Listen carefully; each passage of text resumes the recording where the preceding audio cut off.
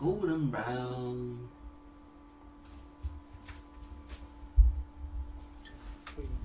My name is Sam, and that's not all. I got a pretty good show with my good friend Paul. So listen up to the chairman of the board. I talk to him and he talks to me. We talk a lot of shit, but you get it for free. So don't complain, these gadgets cost a lot. So now we're at the end of the song, and everybody knows what's going on. So here we have the chairman of the... Yes, we have the chairman of the board. Because we're bored.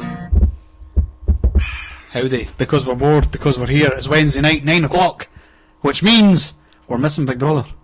That's exactly what it means. Oh, fucking hell. And No, 24. Wednesday. Like, think of the things that I'm sacrificing to come here. 2 things, Ben. 2 things You need 3 or 5. for the hat trick. 5. Well, that's not even a baker's dozen. So welcome to the Chairman of the Board podcast. Sam Vallely. Paul quickly. And joining us today is my big brother, Benn Vallely. Yep. Yep. Yep. We have no idea what we're going to talk about. We've not really planned anything. I suspect we'll talk about films, TV shows, video games. So you're in for a laid-back podcast this week. Because usually it's... usually it's conspiracy theories, Nazis, I don't know, what's the other one, North Korea. I actually had some North Korea news as well. But I like the North Korea stuff. I think it's fun though. Can we talk a wee bit about the film? I was going to bring that up as well. See, this actually ties in. Oh, this ties in. Seth Rogen. Yeah. Okay, I can talk about the film. I specifically said to Sam before we came on, I was like, can we just leave out the politics and the theology for like one episode? whilst I'm here, let's talk about stuff that I like, you know. Well, it ties in North Korea and films. So for people I that... think it's fucking apeshit. It's brilliant. Well, so just to explain, do anyone want to explain it for people that have no idea what we're talking about? Come on, Paul. I'll go. Right. This is a kind of fetish point for me. Right, so Seth Rogen, who's the other guy? James Franco. James Franco.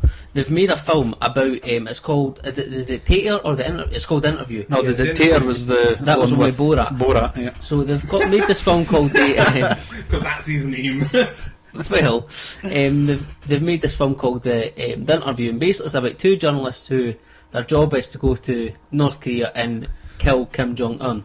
Now, the fucking thing that's brilliant about this is when I first seen it, I was like, they're going to make it like they don't go to like it's some fucking made up country and it's some made up dictator, but it resembles it. Keep like imagine if it was, but no, it's fucking Kim Jong Un. Aye, they're actually it's fucking really North Korea, and they're really going to do it. And he's pissed off about it, and he's like, we're going to if they release this film, we're going to declare war on America. Yeah. Or he's threatening to. And do you know what it is as well? I think it's North Korea is notorious for putting out propaganda films. Yeah. And I think that they think all other countries are like that. So I think that they think that the government's somehow involved in this, and it's a propaganda film to make North Korea look bad. But it's not. It's like fucking... They make themselves look bad. See with all that Vice stuff as well. Yeah. The film's apparently based off of like the Vice stuff. Like, oh, right. I can see how that prompted it. So I don't know if you're aware of any of that stuff. Vice. No. Vice is like this documentary team, I guess. It's like this network, and it's all these people. It's all independent people, and they go out and they film. Do you remember that wrestler, the British wrestler it was called? And it was a documentary before the BBC one on ICW. Oh, yeah, the one, I did see that one. Yeah, so that was Vice. Right, when you said Vice, I'm thinking I've got the logo in. Yeah. Right, I didn't know a lot about it. Yeah. Okay. So that's them, and what they've done is they've done lots of stuff on North Korea, and the sort of main guy behind Vice, he's been in North Korea. Like Ben, Shane Smith. Yeah, I guess so. Yeah. What? Shane Smith, the guy, did he create Vice? I think he did. I don't know. He's just always the guy that I see on it. Yeah. But then I've only watched North Korea ones on it, and one about I'm sure he's like the main guy, but they've got some sort of network. I don't really understand the ins and outs of it, but I think that you could basically go off and make your own documentary and submit it to Vice. Oh. I think that's the way that they kind of do it.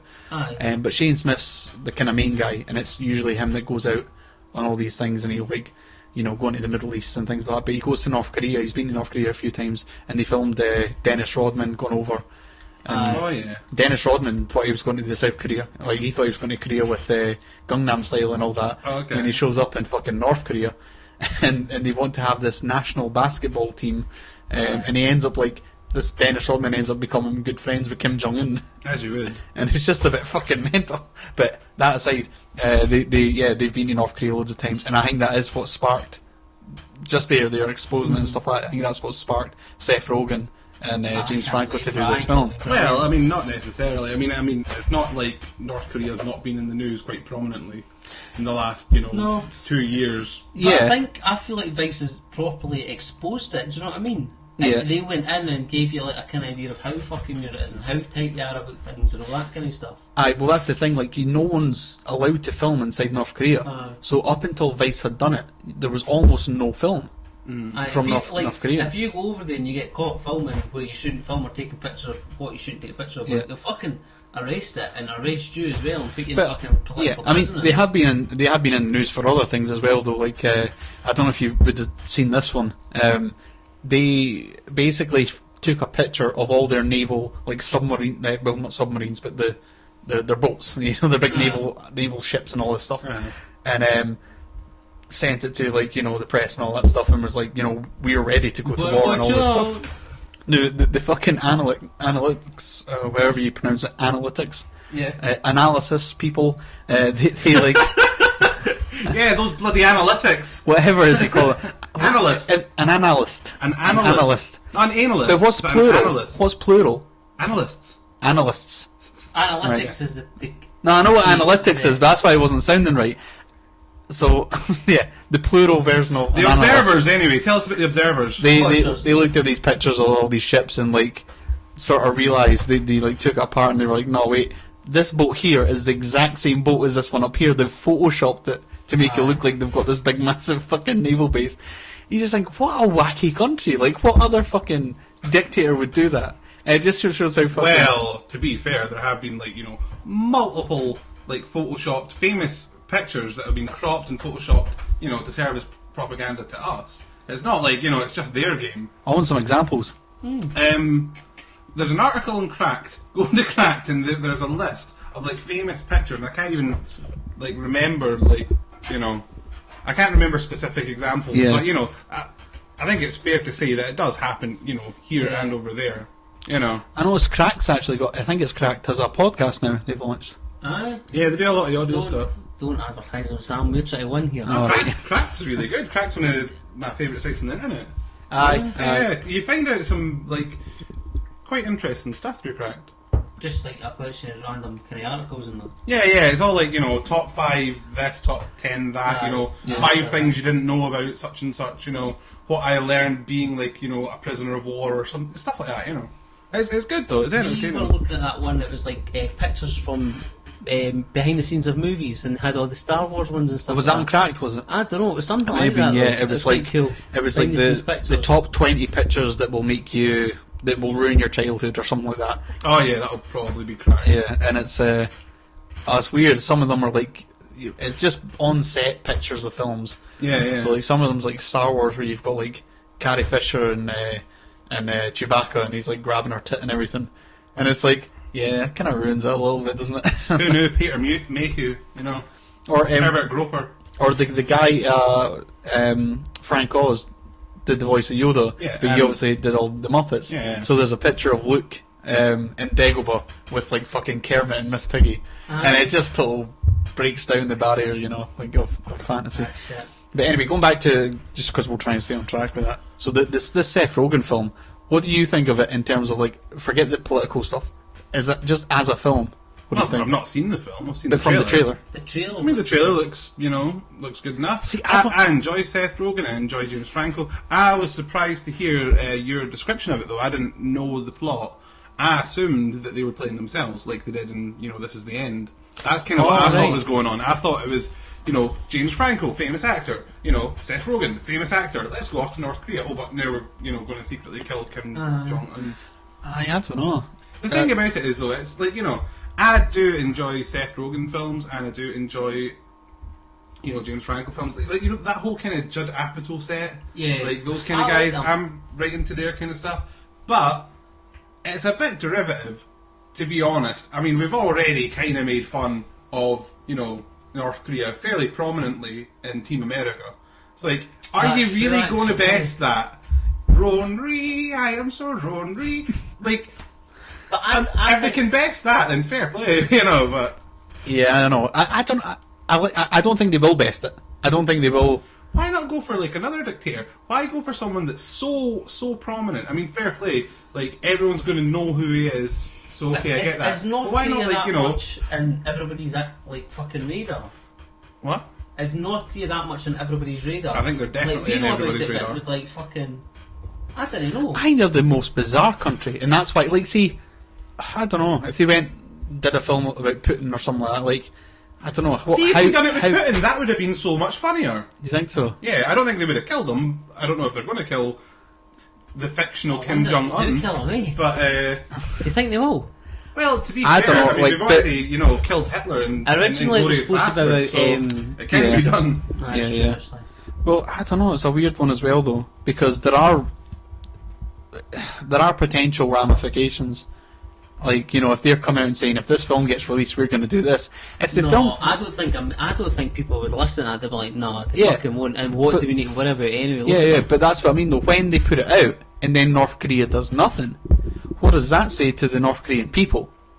But the thing is, What exposure are they going to have? the How are North they Korea, going to they're know not about going the to see film? it. It'll only be like they're No, gonna but hear do you about not think they've at least heard on their news that because the North Korean news does broadcast stuff that's going on? They're obsessed with like America. They don't broadcast the content, but they'll say Kim Jong Un's very upset about what America's doing, and he's issued a Yeah, warning. yeah, Yeah, but it's yeah. going to be put in such a way that, like, I mean, they could just turn around and say to the... Just bullshit. Just say yeah, they yeah, they took could it say to down. the populace, yeah, no, it's fine, the film didn't come out. Yeah. How the hell are they going to know? Yeah, they could just You know, bullshit them. what's it going to matter? The thing is, North Korea, they are in an interesting kind of position because they are very small, but they do have the nukes, and it's like they But do they though? they have kind of, you know, scary kind of power, like in one way, but they don't really want to fuck up what they're. I don't know. I really You know, don't know if currently- they do. I think a lot of, you know, the stuff with North Korea, honestly, is just rhetoric. I think they're just, you know, they want sanctions lifted and stuff like that. I don't think that they would actually. I think that they're quite aware of mutually assured destruction as well. I think that, and it would be more mutual for them because, you know, they fire off a bomb, you know, we could maybe take it down, whatever, but like, we fuck them, you know. Yeah, but the thing is, they'd all be willing to die for their great leader as well. Well, maybe. Well, no, I mean, maybe those up the top, not necessarily those down the bottom. I mean, you know, it's hardly like a very fair country. No, but I don't know if this is one thing that I've been sort of. I don't know where I stand on this position. I don't think the indoctrination of the nation and the cult of the hero surrounding the, you know, eternal emperor or whatever it is something like that. I can't. Yeah, but so you don't believe that the people Not on the truly in their bottom- heart of hearts. Yeah. No, 'Cause I think it's hard like, to I think tell. it's like any system. I think it's like any system. You know, the people who benefit from having a certain belief or, Yeah. you know, being proponents of a certain, you know, dictatorship or whatever, you know, they're for it. Of course they are, because it's for their benefit. But the people on the bottom, no, they're not really for it, but they're going to get fucked if they Just sit go at home. along with that, I think. Yeah. Aye. But it'd be weird though, like in North Korea, going down to your local pub and like who do you talk to about this stuff? Because everyone around you, you'd have to assume, is playing the same game of don't you Aye. dare talk Do you ill think of there's the like a fucking. kind of underground North Korea, like Nah, people I that don't are know. like? I mean, there's a lot of people in How would you start that? basically prisoner No, camps. but you never know. Like it fucking like see in our world, that's we've true. got people that talk about like shit about like the fucking government's doing this. You better watch out for the fucking government. And people and like the government maybe don't really take a notice, but there's people that are there and be like, keep your eyes open. Like you think in Korea or North Korea, there's people that are like. That are that on the down low that fucking run about in secret circles I and don't like, know, this is what's because fucking really happening. I don't know, because I can imagine like here, there will be certain places that you go, even if it's just like, you know, your friend's family and you're in the sitting room, you know, in certain situations, you know, I can't talk about weed, I can't talk about marijuana. Yeah. I think North Korea is like that, but like everywhere. Like you can't talk about the great leader in every situation. So I'm like, how does it even get started? Just two friends hang out. So what do you think of the? You know, you'd be so nervous, like fucking. Well, Yeah, I mean that's like- that's why it's so suppressed. But- Because you wouldn't dare. Yeah. But North Korea as like a country and as a thing isn't that old. Like they've only been around since like I don't even think they were around like in the Second See, so World that War, would- like after yeah. it.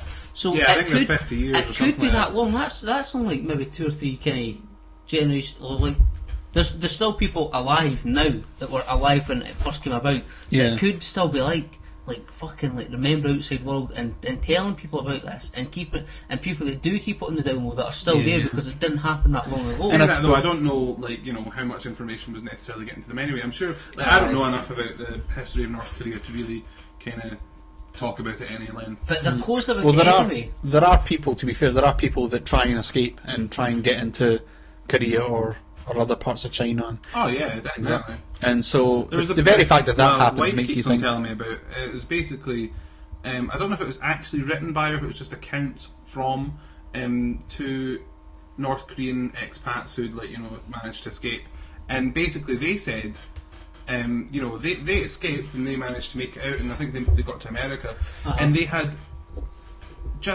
were amazed that the rest of the world is what it is, because their concept of the rest of the world is that it basically, you know, just didn't exist, or if it did exist, it was much like North Korea. Yeah, or the Dark Ages. Yeah. It was like just people running around killing each other.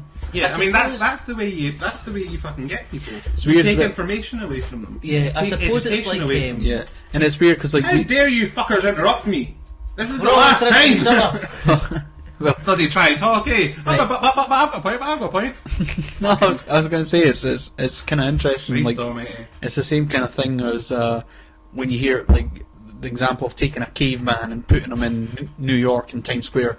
It would blow his mind. We can almost replicate that, you know, by taking someone from North Korea, planting them in Times Square, and being like, "What the fuck do you think of this?" Well, you've seen them programs about I want to say Mormons, but it's not Mormons.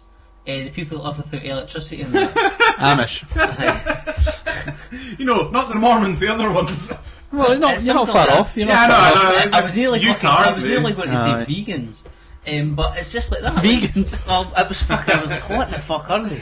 But I have to explain to you something, by the way, because I watched this podcast a couple of weeks ago, or maybe even last week when Steve was on. You were talking about vegetarianism. Mm-hmm. Right. See, vegetarians that eat fish, they're not vegetarians. they're not They're vegetarians. called pescatarians. Mm-hmm. It's Oh. a different diet. But it's when people say like, "Are you a vegetarian?" They're like, "Yeah," and you're like, "Do you want fish?" And you're like, "Yeah." Well, then they're wrong. But that's the yeah, it's them. That's I'm telling you, so you can tell them next time. Be like, fuck off, you pescatarian lying motherfucker. pescatarian. Yeah. So can they? So, are you a vegetarian or a pescatarian? I'm a vegetarian until I eat prawns, and then I'm a pescatarian. And why prawns? Why did prawns get a pass? I'll tell you. No. I'll tell you the reasoning with the prawns, right? But why aren't they a vegetarian until they're a? I do occasionally eat prawns. It's, you know, an open secret. But you just identified as a vegetarian. I'm a vegetarian, You're a but pescatarian. very, very seldomly, and I'm talking like maybe once a month. You know, on prawn killing day. I go and I get myself like a little prawn sandwich, because, you know, if I'm going to kill an animal in order to consume it, I'm not going to take down just one. I take down a fucking shitload. It's genocide. It's genocide in a sandwich. That's what prawns sandwiches are. It's funny Because because I'm killing like about fucking 20 of those things, like 30. Take out one cow for a wee bit of steak. Fuck that. do you know what's Aye, but then with one, you're killing one cow to get a bit of steak. But how many other people get steak? Do you know what's an interesting? No. How many other people get steak? No, yeah, I'm not saying it's not more economical. You know what's interesting? Can I ask Paul? I'm pointing out the hypocrisy of my stance, Well, because right, I'm okay. saying that I'm, you know, committing prawn genocide, but crustaceans deserve it. Why? don't have any What about feelings. crabs? What about lobsters? We'll see, I eat those Mussels? too. Oysters? I don't know about mussels. You don't eat lobsters. You never had a lobster. No, I've never had a lobster or a crab. What was the one? Do you know what's weird, The right? only one I've had is a prawn, but I've had a lot of them. They were all in the one sandwich. Well, this is what I'm interested in, right? So prawn sandwiches. Because as someone who does eat meat, and you eat meat as well, correct me if I'm wrong, right? Because this might just be my personal opinion and it might be different, but I get the feeling, for me at least anyway, when you go to the sandwich counter and you've got like a chicken sandwich, a bacon sandwich, all the meat sandwiches, the prawn is like the worst fucking one. Aye. Do you feel that as well? Definitely. And I'm so- never get a prawn sandwich. So this is what Not I even a wait. So this is what I'm thinking. It's like the one break that you would have from being a strict vegetarian, and you Aye. eat the worst of the worst meat type sandwiches. See, even the though it's thing fish, is, though, but- like, you know, I'm so far removed from what a prawn is. You know, I'm fairly close to a chicken or like a cow. You know, we have similar experiences in life. You know, we're kind of like walking about, breathing the same air, doing the same shit. Like a prawn, we couldn't relate. But It's like when I squash a spider. Right. 'Cause I can't relate to that spider. Would you eat a spider? I don't know. Weirdly, no. I'm interested. That's a No, good no. point, though. Weirdly, like the only things that do appeal to me on a kind of, I'm going to consume that animal level, are the things that they're the rarer ones, because I kind of think, oh, it would be kind of cool to eat a snake, or chocolate covered ants. That could be quite nice. That's what I think. It's like I think there's level. The other one, I've eaten one other thing that had been alive previously. The only other thing that I've eaten that had previously been alive is snails. It's That's cargo. a fucking weird choice. But that is right, like, if you're going for, like... And not just, like, going to the garden like, and grabbing some, but, like, they were, like, cooked in garlic butter. But that's weird. It's just like how Sam was saying, like, of all the fucking sandwiches, like, you choose a shitty prawn sandwich, and now you're eating fucking snails. I don't even know if I would eat a snail, and I love meat. Don't knock it till you've tried it. Apparently it tastes like chicken. I wouldn't know, I've never eaten the chicken. So. And what do you think Well, about, don't like, knock it till you've tried it. I only ate snails once. It was like a French kind of, like, like in school they have like a day where it's like, oh, we're going to do French shit, and it's like they bring in like various cheeses and bread and stuff, and basically they brought in some escargot. Now I'm the only vegetarian in the class, but everyone else was like shitting it, like, oh, I don't want to eat a snail. Like, fuck you, pussies. Like, you've all been eating cows and fucking pigs, and, this is the and thing you won't that- eat a snail. That infuriates me. See, like, people that fucking cry about horse in their lasagna. Fuck off. You eat meat, all the fucking same. As well, horses. Aye. It's a If cow. you're going to fucking... Well, it's not a cow, but you know what I mean. Yeah, if you're going to cry about... I mean, fair enough. It's not nice to, think you're eating one thing, it turns out it's actually something else that's been, surreptitiously put into your fucking lasagna. Mm-hmm. But, like, fuck off. Like, if you're going to eat one, fucking eat the rest. Like, and it's the same with fucking... Snails. No, halal meat. If you're going to fucking cry about the poor fucking animals who die with their fucking throat slit and blood fucking dripping down their face, you're going to cry about that, but not the ones that get fucking tasered first, or like, with the fucking head, because that's somehow less cruel. Fuck off. No, I don't bloody know. nonsense. I think it is. There is a degree of being like you can minimise the amount of cruelty involved. Yeah, no, you can by not fucking eating them. Well, let's say you don't. Let's say you don't. If you don't kill the animal, you're not being cruel to the animal. So, But, like, fucking, say me and Sam, or like, say me and Sam and all the guests that have ever been on the podcast want a bit of steak. We could kill a cow. Yeah, you take and that there one would be cow. a lot left over. You want a fucking prawn sandwich? I agree. How many prawns are you fucking killing? but prawns You're deserve a it bastard. because they're wee cunts. I hate them. Oh, no. No, see the other thing, the other point, like, because I'm not a militant vegetarian. Like, I don't really give a shit if people eat meat. It's up to you guys. I just personally wouldn't do it. First of all, it doesn't look terribly appealing. I mean, the snails and the prawns, they look pretty shit hot, but like, other than that, nah, just didn't fancy it. Just doesn't look nice. Doesn't smell nice. What doesn't? Meat. Yeah, except for bacon. Bacon does smell nice. I will say that. Fry some bacon. Do you smells have like? nice. Would you have like a corn chicken breast and corn sausages? Absolutely. Like corn bacon. Yeah. But then if you're going to, you know what I'm going to say. You're going to be like, If you want a chicken breast, why don't you have a chicken why breast? not have a real chicken? Because I can eat dreams. It's a fucking idea. It's an idea of a chicken. I can eat an idea. How many ideas are you eating? So you eat corn chicken thinking it's real, or pretending that it's real chicken. It's a fantasy. Why not? You watch cinema. You watch television, pretending in your head that that's a real fucking thing. See, this I'm pretending is- it's a But real that's fucking just chicken. like saying, like, say you're into fetishes or something, and you're like, oh, I fucking would really like to do that. I'm just going to download a porn and look at this fetish about you fucking want to like pretend- rubber boots or something. Or would you If you're ever having just sex go and with a like rubber boot. have sex with a rubber boot? Do you know what I mean? I mean, I don't know which is better. The real Fantasy? thing. Well, I don't know. The real McCoy. I know. It's like there's an old joke like sex is alright, but it doesn't beat the real thing. It's a thinker, Paul. Don't worry about it. That's a- Sex is alright, but it I doesn't had beat the this real thing. argument. I had this argument with a person online before, who basically, they were saying, "Oh, why would you possibly eat corn? Because it's just fake meat. It's not fake meat. It's like it's a fungus that's been shaped to look like a meat. It's an idea."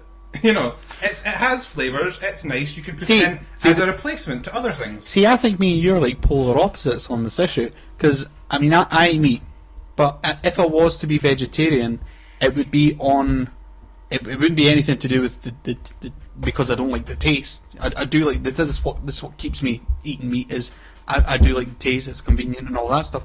If I was to become a vegetarian, it would be moralistic. It would be the moralistic reasons. It would be the suffering and all that. That's what compels me. I'll wear a leather shoe. I'll wear the fuck out of a cow. But whereas you're like, I'm gonna fucking eat it. whereas you're like, I don't like the taste. But when I eat corn chicken, I want to pretend that this fucking thing died. Like, it's completely opposite. I love contradictions. They're my favourite. But then, like, take your leather shoe. Like, you wear the fuck out of a leather shoe, so a cow dies for your leather shoe. I say that as a joke. I mean, I will wear leather. Do you know how hard it is to try and avoid animal products But you won't at kill all? the cow to eat it. Yeah, I mean, like, somebody else can eat it if they want. I'm just not going to eat it. And if they passed a law where they said, you know what, you can't have leather fucking shoes, or, you know, leather hot pants, or whatever you want, like fucking leather hats, I don't care. If they passed a law saying you can't have that without eating the rest of the cow, and everyone was like, I'm not really in a cow, I don't really want to eat cow, then I'd do without fucking leather. Aye, but then, like, if your reason for I being don't a fucking vegetarian need is, to have, like, my blue suede shoes, or, you know. Well, is not eating meat because of the cruelty, like, you can't justify leather. What about fur? Well, I wouldn't wear fur, but that's just, like, you know, an aesthetic That's choice. just a style thing. No, that's an aesthetic choice. Yeah, exactly. It's like fucking I think wear fur. I can't pull off fur. It does come down to No, I convenience. don't think you could, Ben. It does come down to convenience. Like, the thing is, leather's there, leather's available. You can buy leather. You don't really see fur very much. So Like faux leather, I'd happily exchange that for real leather. So there's more of a disconnect. There's more of a like. It's the big you thing can see about fur is that they're killing the animal just for the fur. Like, I think so. Well, the majority of the time, I would say so. that's alright, because then The there'll be a thing massive is, problem with leather as there's well. I absolutely no point in getting into this subject because, you know, frankly, people aren't going to stop eating meat. You know. Well, this is what I was going to say. I think it comes down to convenience, and even like I say, I eat meat, but it's because it's convenient as well. I don't eat fucking Haribo because it's got bloody gelatin in it. How annoying is that? What about bacon flavoured things like Razzlers? Do you know what's really fucking annoying? Walker's crisps, and I don't know why they've started doing this. Walker's crisps, back in the good old days, you could eat, you know, smoky bacon Walker's crisps because they're perfectly vegetarian. It's just flavouring, much like, you know, corn. But you couldn't oddly eat their cheese and onion crisps. You know, the ones you'd think would be vegetarian. The cheese came from real cows. No, well, they had animal rennet in the flavouring. That's so you can do it. Now they fucking switched it, so I can eat all the bloody cheese and onion that I want, but I'm off them because I'm like, well, I don't really trust it because those used to be meaty. And now they fucking drip bloody pork over the fucking. Well, they do something. They've added meat to the crisp. You don't need to add meat to a fucking potato-based snack. So there's no way you need to add meat to a potato-based fucking snack. It's just cutting out a good, you know, percentage of potential buyers for a supposed, you know, we're using real ingredients rather than fake flavourings. It's like, fuck off, what a nonsense. So do they flavour the corn meat as well? Yeah, they flavour it, but obviously They flavour it like meat? I don't know. I mean, I've never had meat, so I think they tried to approximate a taste.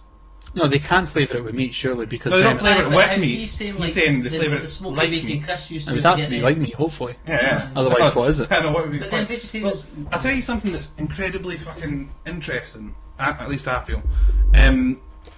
Right, one of my main actual arguments for people stop eating meat is because of, you know, the environmental effect. You know, like, I'm losing my words. Well, just You on know, that. raising cattle and, you know, livestock, whatever. You know, that has such a like massive carbon footprint. See, if we were to stop doing that, I mean, it sounds stupid. It sounds like a joke. Like people talk about, if we just, you know, stopped fucking raising cows, then there wouldn't be as much methane in the fucking air because they fart all the time. They fart methane. Yeah. But I mean, that's actually true. It sounds like the setup to a joke. It's actually true. Yeah. And we would cut down, like, you know, our methane emissions by quite a lot.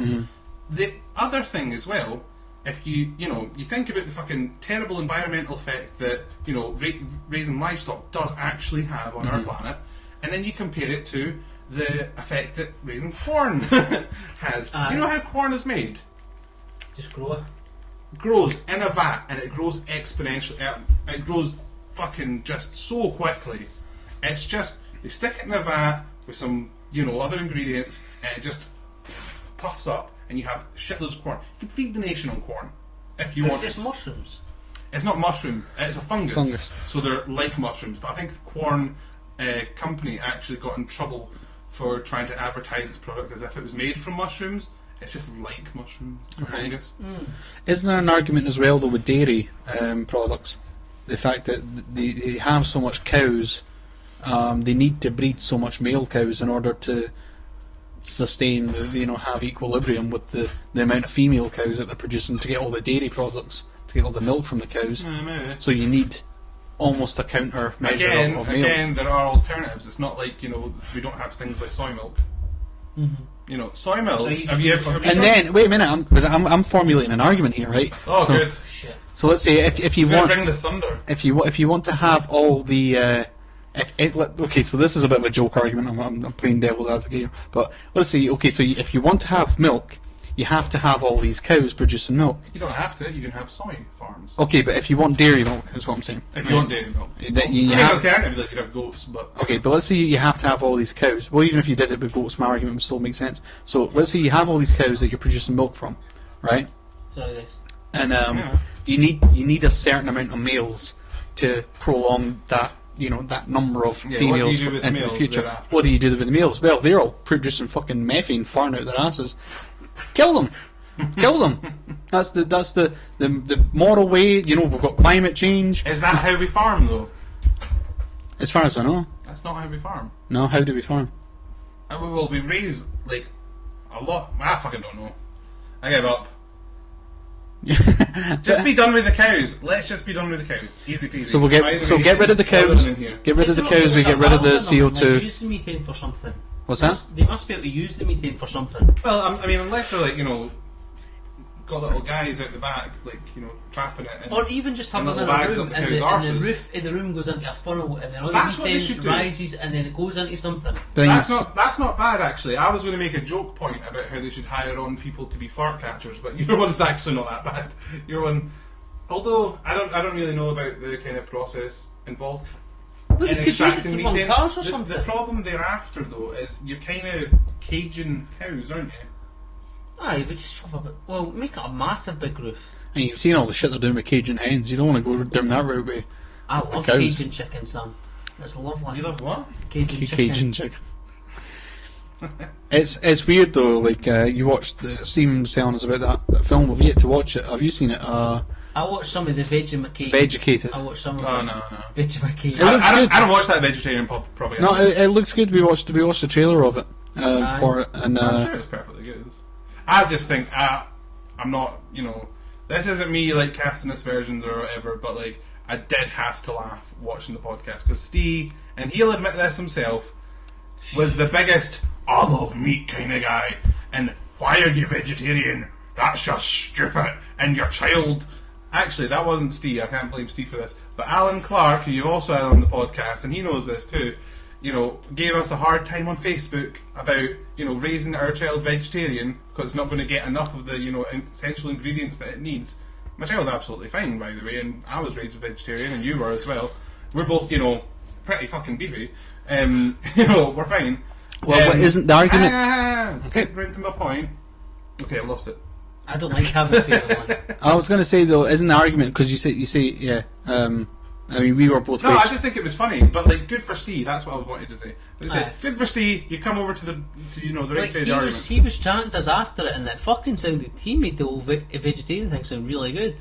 He was telling us all about what he makes and stuff. And it was all the stuff about the bodybuilders and stuff like that, and the MMA guys and that. Yeah. He emailed me to tell me that that he bought some bean burgers one day, but he hadn't told me he was vegetarian at the time. So I was just like, cool, man. Tell me you bought a bean burger for. I like them, they're good, but and it's I'm not kind of keeping track of who's buying them or anything, But no, good for them, Just on the thing about raising children, whether or not you should allow them to have meat up until a certain age. The way I understood it was if you don't feed them, if you don't give them any meat, and up until the age of about 12 or 13. Thereafter, it would be almost impossible for them to have it thereafter. Do you know, I've been told that by our mother too. I don't know if that's actually true. I don't know if that's real science or not. No, I don't know either. This was just a thing that this is the way that I understood it without really looking into it too much. So I'm thinking maybe this is what Alan was saying. No. If it's true, and I would know because I started eating meat when I was like 7 or 8, so I would have missed that, I'm time definitely frame. sure that I'm sure that I could process meat if I wanted. If you were to eat meat, you think you'd be? I'm a hardy bastard, but I could fucking eat some meat. Maybe we should put it to the test. Maybe you should have like a steak or something. I'm alright. We could video it and put it on. Do you know? That would be good. Do you know what I mean? I know that you're, obviously don't believe in God and stuff, and I would say that I'm agnostic rather than atheist. Well, it's the same thing. It's It's literally the same. Literally the same not the way thing. I'm seeing it. Okay. Well, what's your definitions then? My definition of atheist, and fucking honestly, atheist is, absolutely there is no God or higher power, blah blah blah. No. Absolutely, like it's a definitive answer as far as I can tell. No. Right. Atheist. So fucking atheists are trying to muscle in on my agnostic thing. No, atheist basically speaking specifically to personal gods, theistic gods, because you can believe in a deistic god, which is a non-intervening god, and still be an atheist. Right, okay. The A actually comes from Greek, meaning without. So it just basically means that you are without the belief in a theistic god. Okay. So you can say, oh, it's entirely plausible, but I'm without that belief. If you ask me, do I believe it? I'd say no. Okay, It doesn't mean that I believe that there isn't a god. It just means I'm without the belief that there is a god. Well, by your definition, then, what's agnostic? then? So agnostic is all. This is what I'm saying. They're the same thing. You're fucking agnostic and you're asking them.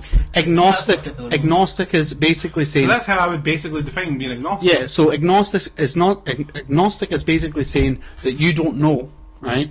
And if you think of it as in a scale of 1 being absolute, there is no God, 10 being there absolutely is a God. Agnostic is 5. Now, an atheist also doesn't know. But if you identify with an atheist, you're more likely to say, well, although I can't be a 10 because you can't disprove the existence of God. I think I did it the wrong way around. But whatever way.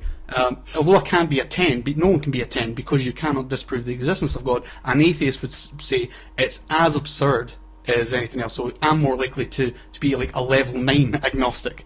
So you know what I mean. So Right. that's what it's like. Okay, well then I'm agnostic, as I was pointing out. I'm willing to, just let shit fall where it may. Yeah, but you're still an atheist because you're still without the belief in God. No, I'm not saying that. I'm saying I'm willing to be surprised. Are you just now with the belief in a theistic God? I'm not without it. Right. I'm in 5, motherfucker. I'm saying, there might not be a God, but there might be. Right, but that's different from. You can say you don't know, but if you don't know, then you're not actively of the belief that there is a theistic God. I'm not of the belief that I'm not of the belief. No, I'm not saying you are. I'm not saying you are. It's like the Matrix. I'm so sorry. Right.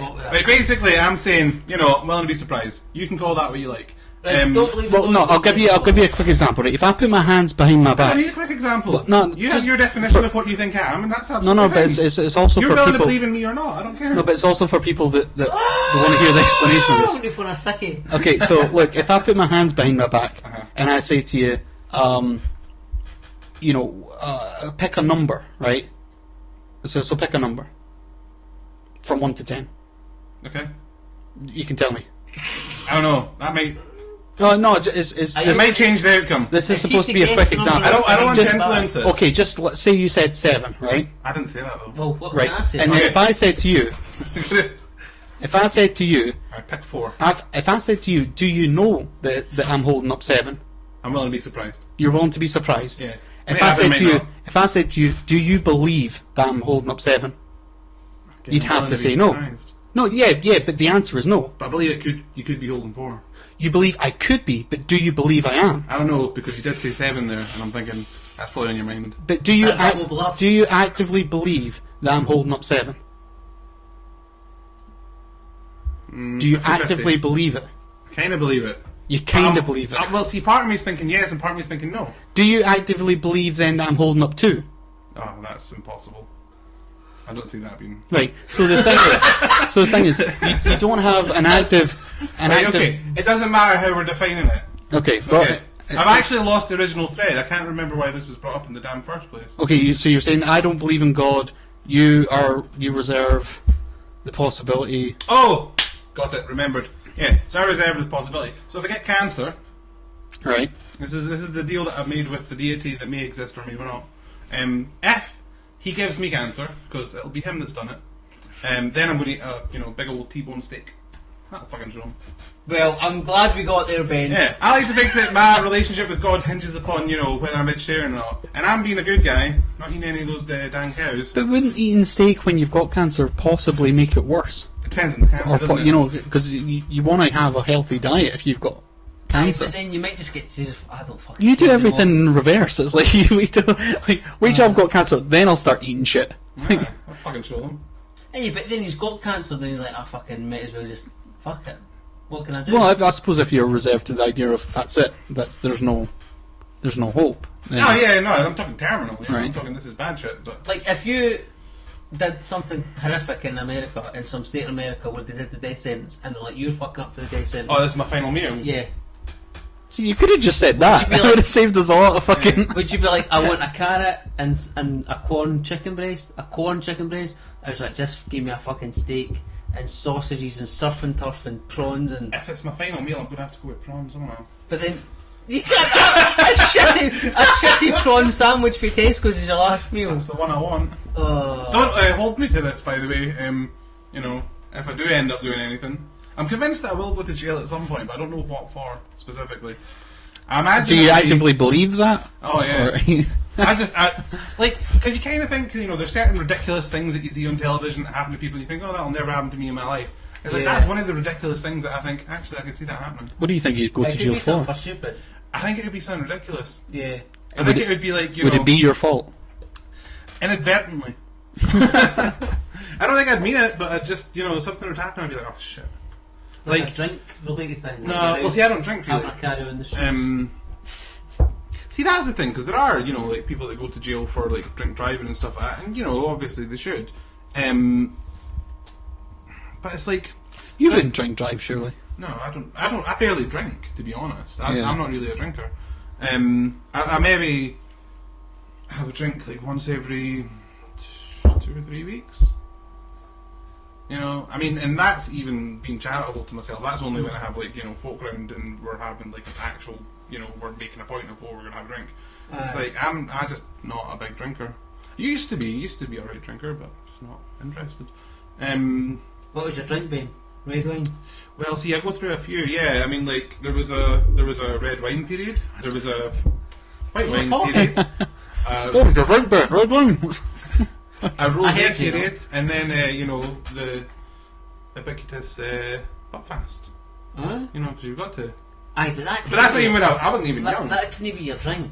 Oh no, it was my drink for a little while. Oh, I was like actually, 20, I was like 25, 26, and decided that Buckfast was the way to I go. would always, if I was ever having it, it would be like my start in the night drink. Maybe we should explain Buckfast to people that are tuning in from outside the UK. Because I've tried does it even before. get distributed anywhere You else? can get it if it comes from England. You can get it. comes from but it's England. kind of hard. And it's like monks as well, isn't it? that Aye. Yeah, you make this. Buckfast Abbey. Aye. Yeah, you make this drink called English folk Buckfast, don't and really know what it is. so it's like really, what's the word? Yeah. I'll get you something to use as an ashtray. It's called a tonic wine, and it's what's it made of? Berries or something? Elderberries, is it, Ben? No, it's just It must be made of something. grapes.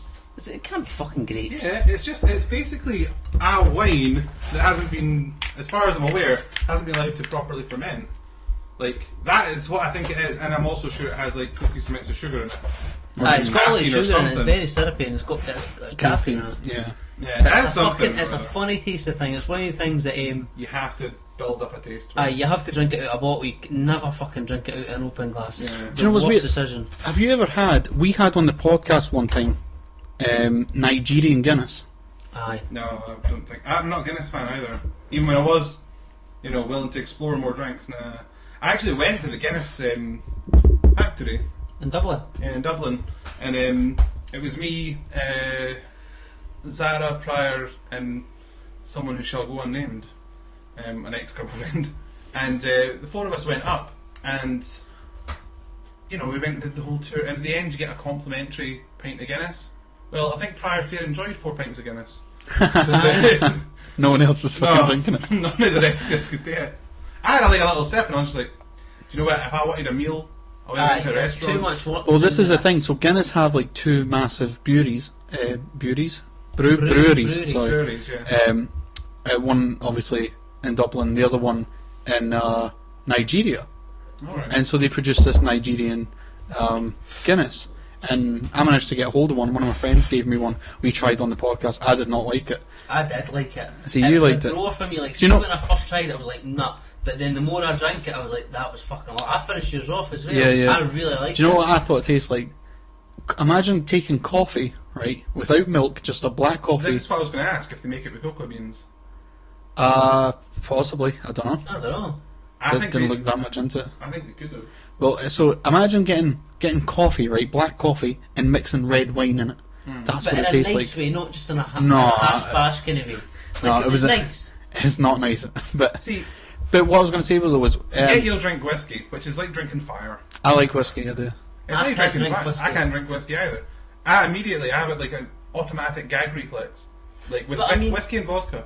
Yeah, Can't do them. but Better. like you see guys sitting there with like a wee jam and they're like, oh, that's a lovely jam, son. You're like, how can you just like enjoy it? I've tried tasting different kinds of whiskey and like, is it nice? And I just can't find it. Like, that's nice. I Like, used to- fucking cider's nice, cola's nice, hot chocolate is nice. Whiskey, is it nice? I don't think so. But then I used to hate beer, but I really enjoy beer now. Well, do you know, Depends on the beer. Jack Daniels was the first alcoholic drink that I'd ever tasted. All right. And then so when I decided, because I didn't drink up until I was like 19, which, it doesn't sound that much now, but I think, people around me, people be drinking since they were like 16, at least have tasted it. I'd never tasted it. And I accidentally took a drink. I was around at Kevin's house, and he had a bottle of Fanta and a bottle of Jim Beam. Jack Daniels. And I didn't realise that he was like kind of mixing the two of them, so I took a swig of his drink, and then they all stopped, and they knew I'd never tasted alcohol. They all stopped, and they like looked around, and they were like, didn't say anything, realised what I'd done. And he fell down on the floor like an arsehole. And Can you imagine you just got immediately drunk?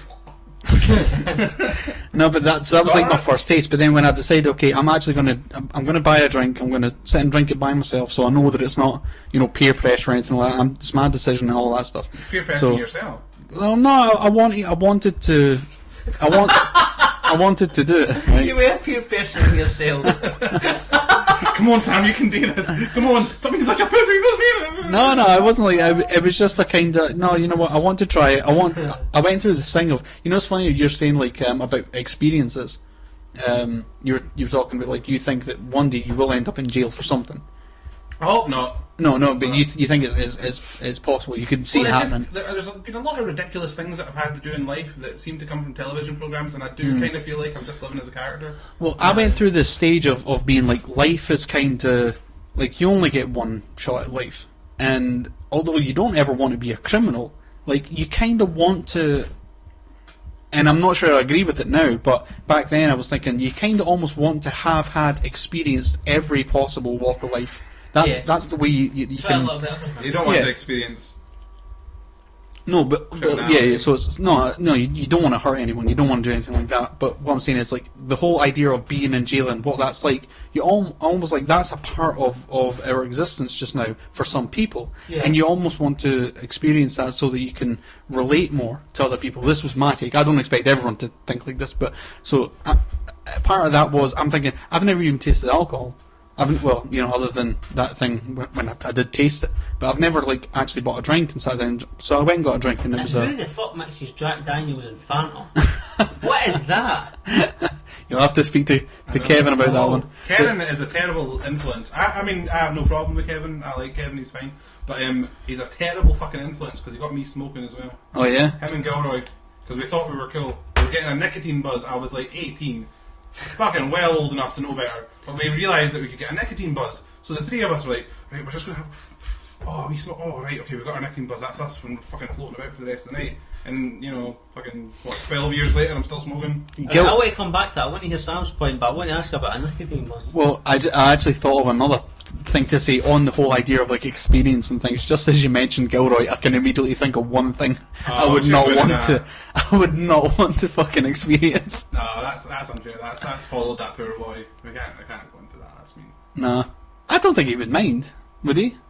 Possibly. Okay, we're talking like it's what 11 years on. Yeah, he so doesn't need it brought back. Okay, apologies if Gilroy is watching and thought that was unfair or whatever. But no, it was just it reminded me of something. Yeah, good point of not wanting to experience everything possible in life. Now it's unfair to the viewers because they don't know what we're talking about. I don't fucking know what you're talking about. We'll tell you later. Okay, we'll you leave can't that. say that because then you're like bastards.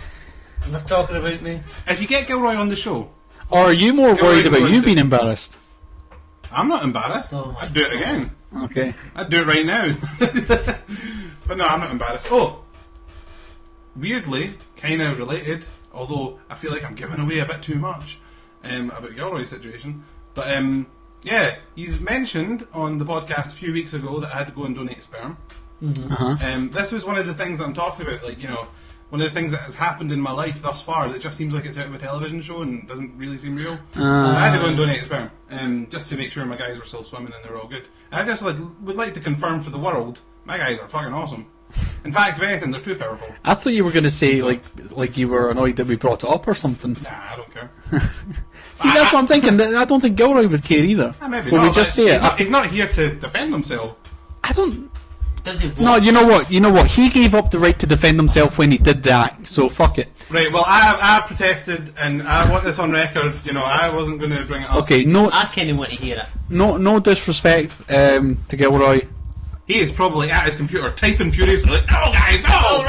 No. I'm going to look. No, look. Yeah, let's check. And Hold on. You guys are turning this into way bigger a thing. Not wrote anything. Probably not watching it. No. So what happened was, I came down to your house, and were you there? I came down at the end after almost everything had been done. I saw the fucking crescendo, the finale. I can't wait for this story. Crazy drunken night. A few things happened. Like Ashton got stripped and he got chucked out in the landing for a little bit. We locked him outside when he was naked, as you do. Oh yeah. Yeah, and Gilroy for some reason. No, wait. Tell it in order. I don't know. Well, I don't even know the proper order. But basically, you, Ashton, and Gilroy all decided to take this empty Coca-Cola bottle. I notice how none of us are giving a fuck about outing Ashton on this. Like, Ashton doesn't give a shit. I hope not. He didn't do anything terribly bad. He only did as bad as I did. Yeah. So. Okay. So basically, all took a Coca-Cola bottle, went to the toilet. Took turns. They didn't all go at the same time, as far as I'm aware. No, we didn't hold hands or anything. And fucking ejaculated into this cola bottle. Then, as you do when you're like 18. Then they're like fucking. See, that's weird. That's not the Go weird on, part. Right off the You've fucking got the bat mic. is weird. What about to tell the story? I don't fucking know. No, I'm saying you're interjecting. You're saying it's weird. Stand up for the weirdness. Stand up for it. I don't stand up. It's fucking just weird. Like, it's weird. Like, I remember like after school one day, we went down. It was the last day of school. Is this another story that's going to end in you beating the shit out of a kid that didn't fucking... No, like... This kid was walking along and he tripped up on the ground, so then he tried to get up and I pushed him. like after at parties, like, with fucking, like, guys that I was in school with, they had this fucking thing about, like, let's watch porn, and I was like, that's fucking weird. It's not normal to sit with guys and watch porn. I agree on that. And they would sit and watch it, but it was, like... Don't fucking jump the gun and like sit like, oh, you're all sitting wanking on a couch. Like, we weren't. Like, we would just sit and watch it, and I was like, this isn't right. This is just weird. This is private stuff. Everyone with a Bible on their lap. It's weird though, because you all know that you're fucking like you all know you're like, don't get fucking. I remember you telling me me a story just on this, but yeah. we will get back to the Gilroy story. Don't worry. But you were telling me about you had a sleepover at one of your friends when we were younger. Maybe about funny other story about. I'm not going to name names or anything, but you said you were watching a film with this guy, and he excused himself to the bathroom to go for a wank. Oh, I don't remember this specifically. I think I know the situation you're talking about. And did he tell you? Well, no, it was just Ben was telling me about, like, because you'd stayed over at his house, and then you said, yeah, we were watching this film, and there was a sex scene in the film, and he got up and said, I'm just going to go for a wank, and went to the toilet. I don't remember this specific. I'm not going to say who it is, but I remember that. There was a time... Are we in any way related to him now? No. Okay, well that's not the person I'm thinking about. Yeah? Never mind. Couple of weeks. But okay, I need to know. Tell them. I don't remember this at all. Yeah, you told me. Yeah, I remember. You told me How that. fucking bizarre. Because that stuck with me. That was like, what the fuck? Oh no, I thought you were talking about an entirely different situation with another friend. It wasn't me, don't look at me like that. Another friend. No, I went round to like another friend's house for a sleepover, and again, dirty movies were put on. It's kind of similar to your thing. I don't remember him excusing himself for a wang. Oh, no, I know who you're talking about. Yeah. I remember that. I was there that night. I think you were there. That's Yeah, fucking Flesh Gordon. That's what it was, yeah. Oh wait, was it Flash Gordon? It was. Because I remember thinking, like, I thought it was called Flash Gordon. Because I was just a wee boy. I didn't know that this was a porno parody of Flash Gordon. Yeah. Fucking hell. Have you tried to rewatch it recently? No. Flash I mean, I say Gordon, recently, but in the last like, how many years? No, never. Flash Gordon is not as good as I remembered. It was the second one I specifically enjoyed. Flash Gordon meets the Cosmic Cheerleaders. I always had a thing for the Cosmic Cheerleaders. I thought, that's pretty sexy. Why cheerleaders of all the space things you could have? They're like atrocious. Like they're not nice looking lasses at all. So no just- offense to them, Just to get back to this whole thing with Gilroy, because this is what happened. I've So, got a wee side story about porno and watching it with guys. can I... Will it interrupt? It's 5 minutes long. Not even that, it's like The a minute long. thing, see, I feel like we're building this Gilroy story out far too long, and it's killing me because it's like it's not that. Right, well, it is a little just bit. get it out. No, because then I'll forget mine. So they Doesn't matter. so they went to the bathroom. They ejaculated in this cola ball. I remember someone putting a bit of water in it to thicken it up. Right, slow down. And- Fixing it up to loosen it up. Spin the yarn, Sam. Okay, so what happened was there's fucking lots of yarn to be spun here, Paul. Keep spinning. So we were outside, and the weird thing about it, right, is basically Gilroy drank it. That's the nasty bit over. The fucking weird thing about it is no one asked him to. It was Gilroy's suggestion. Gilroy took it as a dare. Gilroy basically dared himself to do it.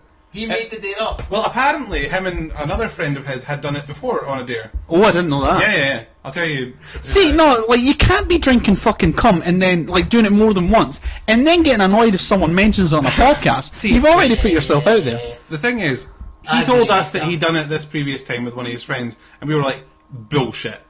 You have not done that. And he's like, Oh, I so will, it was he said, a... I'll do it right now just to prove it. And we were like, okay, we cannot turn this down. Wow. that has to be capitalised on. So, yeah, that's what we did. Maybe- Ashton and Gilroy himself. And he came up with the idea himself. Yeah, well, he suggested it. I don't know how the fuck it would come up That's otherwise. fucking brilliant. Maybe the initial, when he said, oh, I did this before, maybe that was a lie, but then he would rather not be known as a liar than be known as a cum guzzler. You know what I mean? Cum guzzler. Like, he'd rather, like, no, I don't mind being called a cum guzzler, but no one's calling me a liar. So maybe it was a lie, Yeah. and he drank it to validate the fucking thing. I don't The know. thing like, is, that guy is brought up far too much now. I mean, the poor guy. I mean, fuck it. I wanted was it to be a two-line thing, but Sounds it- stupid he did, like, No, 11 years ago. I wanted it to be a two-line thing. The thing is, right, I mean, I still see Gilroy, I still hang out with him. But you couldn't let So, like, that be a I don't think he'd two-line care. I don't think he'd give a shit. So that's why people that are watching this might think, like, they're being fucking dicks to that guy. I didn't want to bring it up. No, but, okay, but they won't care.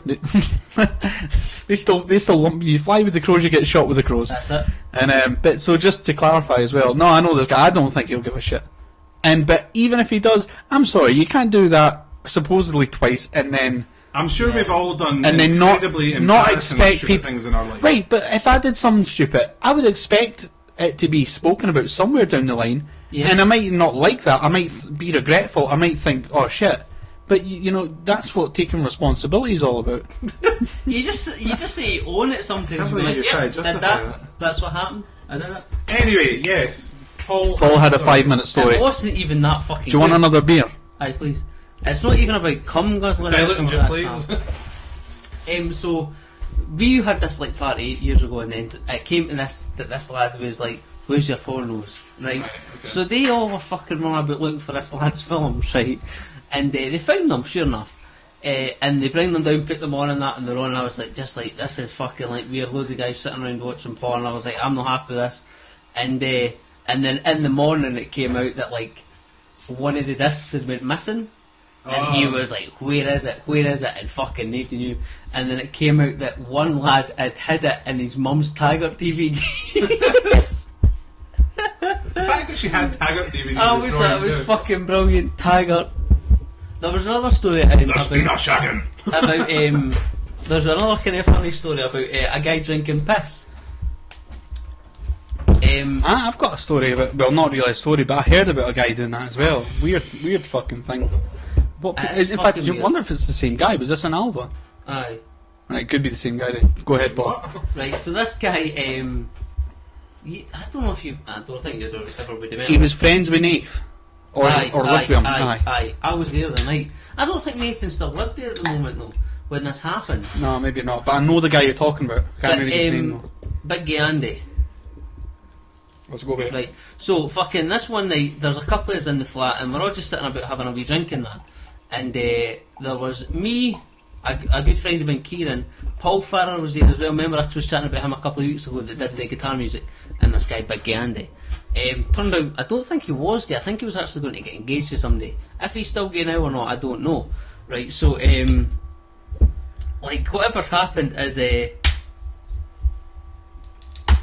Andy was sitting on the floor, and Paul Farrer came into the room and kind of like stepped across him, like he was sitting on the floor with his legs out, and Farrer stepped across him, and Andy like bit his arse as like a joke, like what Farrer waved his arse in his face and that, and Andy bit his arse, but like he properly bit it, and it was a bit weird, but like it was just like lads being lads. I fucking don't know, like I would never bite somebody's arse. I don't know, you sometimes get that male banter that it goes beyond me. I wouldn't bite. It was a bit too much. So just softly. Not like a pal. No. Like, yeah. Not even somebody you would know. You didn't know Ben. Wait, did he not know the guy? No, you didn't know him, but you were just like, not even a pal. Well, it's nice. It's not like you're going to bite some random guy in the street. My alternative was like, a girl. Alright, okay. Right, so he bit his arse, and then Farrah was like, oh, that really fucking hurt. So Farrah was like, I'm going to piss in his fucking drink. So, and we were all drinking Strongbow this night, like out of the big bottle, Aye. out of that. And so he picked up Kieran's glassy Strongbow and went and pissed it in the kitchen where we could all fucking see him because there was just like a breakfast barking and he was on the other side of it. And we were like, oh, not. But I knew it was Kieran's, but Kieran was like, you're pissing in my drink, and then just kind of left it. Then a wee while later, Farrah went off to bed, and Kieran went off to bed as well, because I think he was still at school at the time, actually, and he wasn't going to school because he was always in the flat.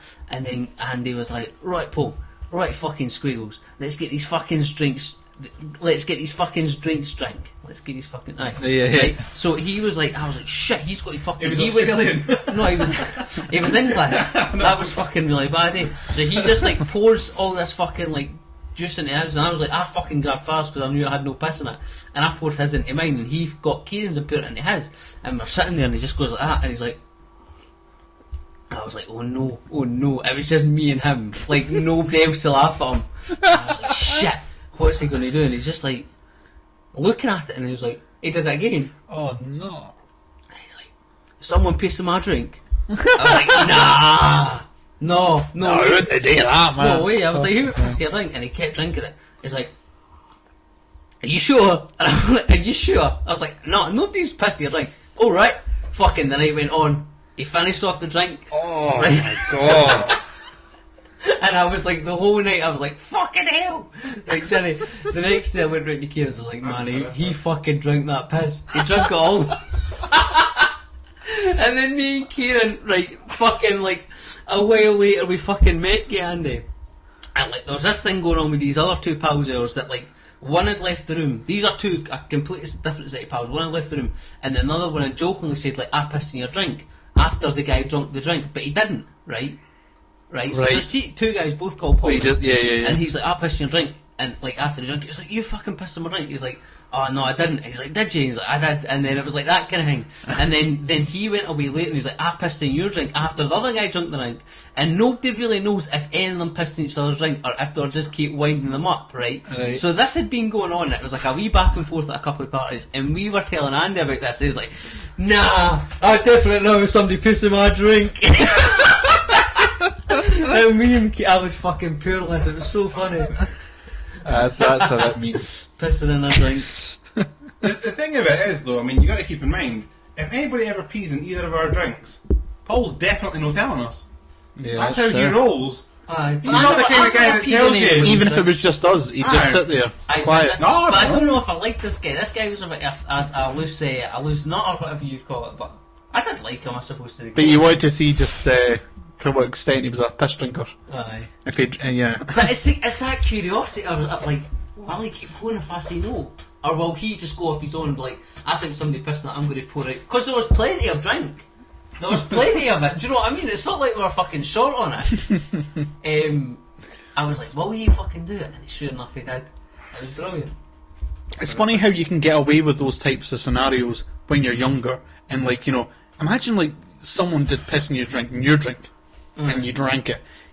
And then you got really fucking upset. Everyone would just think you're an asshole for getting upset when you're younger, you know. Whereas now, if someone did something like that, you'd fucking you'd be phoning the police. Hey, this guy's pissed in my drink. Like, you know what I mean? But grown-ups wouldn't even piss in each other's. Like it's not like you went through there peeing fucking Ben's dialect and just like even with Gilroy doing that thing with the bottle, right? Back then, that was like a laugh. You know, it was like, oh my god, Gilroy did this thing. See, if he did that now, you wouldn't even laugh. You would just be like, could you just leave, please? Like, you know, you just think it would be fucking weird. Aye, I know. We were all drunk. The thing is, it wasn't just guys. Like, you know, it was a whole bunch of girls as well. Like, I don't remember being girls there. Well, like, Stacey was there. I'm sure Zara was there. I think maybe Catsy was there. There was a few girls anyway. It wasn't like, you know, this is all like the lads around having a laugh. It was like, you know, whacking in a cola ball. That's how I remembered it, Ben. I just remembered it being you, Ashton, and Gilroy. It's just the three of us. So what he's up to tonight? No, but like, it's even weirder that there was girls there. I mean, what's Gilroy? What a weird way to try and impress people. The funny thing is, Stacey went through. Yuck. Stacey went through to try and ejaculate into the bottle too. Oh no! But why did this come about? We would never be sitting here like, as I'm going fucking wanking that bottle and I'll go and so this all came Gilroy about. Brought it up. No, like the whole thing. I don't know. It was like 11 years ago. I have no idea what started the thing off. Somebody must have suggested it, and then the three must have agreed with it. Oh, I think the whole room was in agreement, but only me, Ashton, and Gilroy actually went through with it. And I'll tell you, it's really weird. It isn't the first time that I've had to go for a wank in a room where there's been like loads of folk knowing that that's what I'm doing. Like, oh, is this getting back to your how good your semen is? Oh yeah, well, there's that. No, I was talking about that time. Again, another ridiculous thing that I did in my youth. Not even my youth. It was like 6, 7 years ago. No, I can't even be as long as that.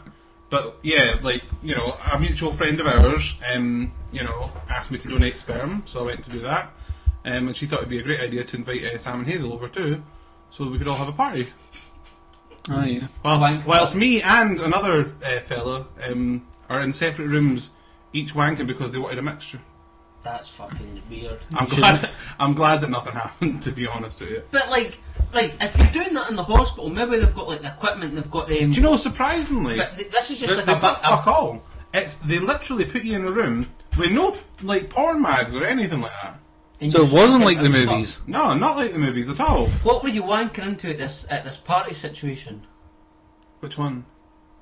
All the many parties I've been There's to. been that. All the many cups I've wanked into. Which well, obviously one? there was a Gilroy one that was just like a 2 right, liter the one when you were trying to your at the friend's house. It was to like a It was almost like a turkey baster kind of thing. Aye, like a big plastic syringe. Oh, so they thing. were just going to do it there and then.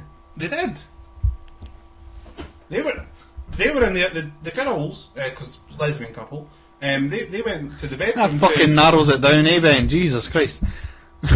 I know lots of lesbian Did you couples. have to go to the same turkey baster?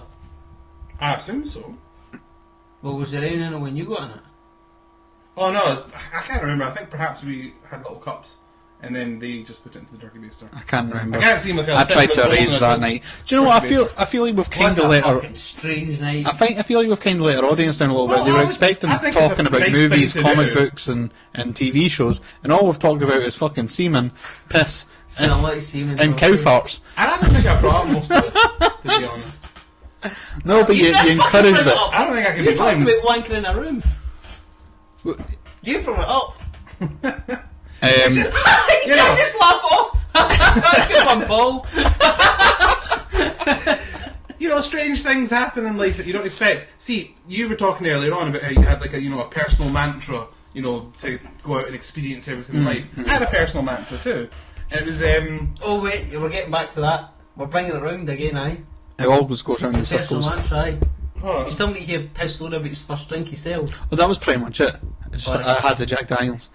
And I was going to say that I think because it was whiskey, that's why I sort of... I Was this don't, I when you don't went and think had of the drink whiskey... yourself? I don't think of whiskey as being like this old man's drink or whatever like that. Mm-hmm. And, Would you like a Jack? Would you like drink Jack on its own? yeah. Well, do you remember actually, I got...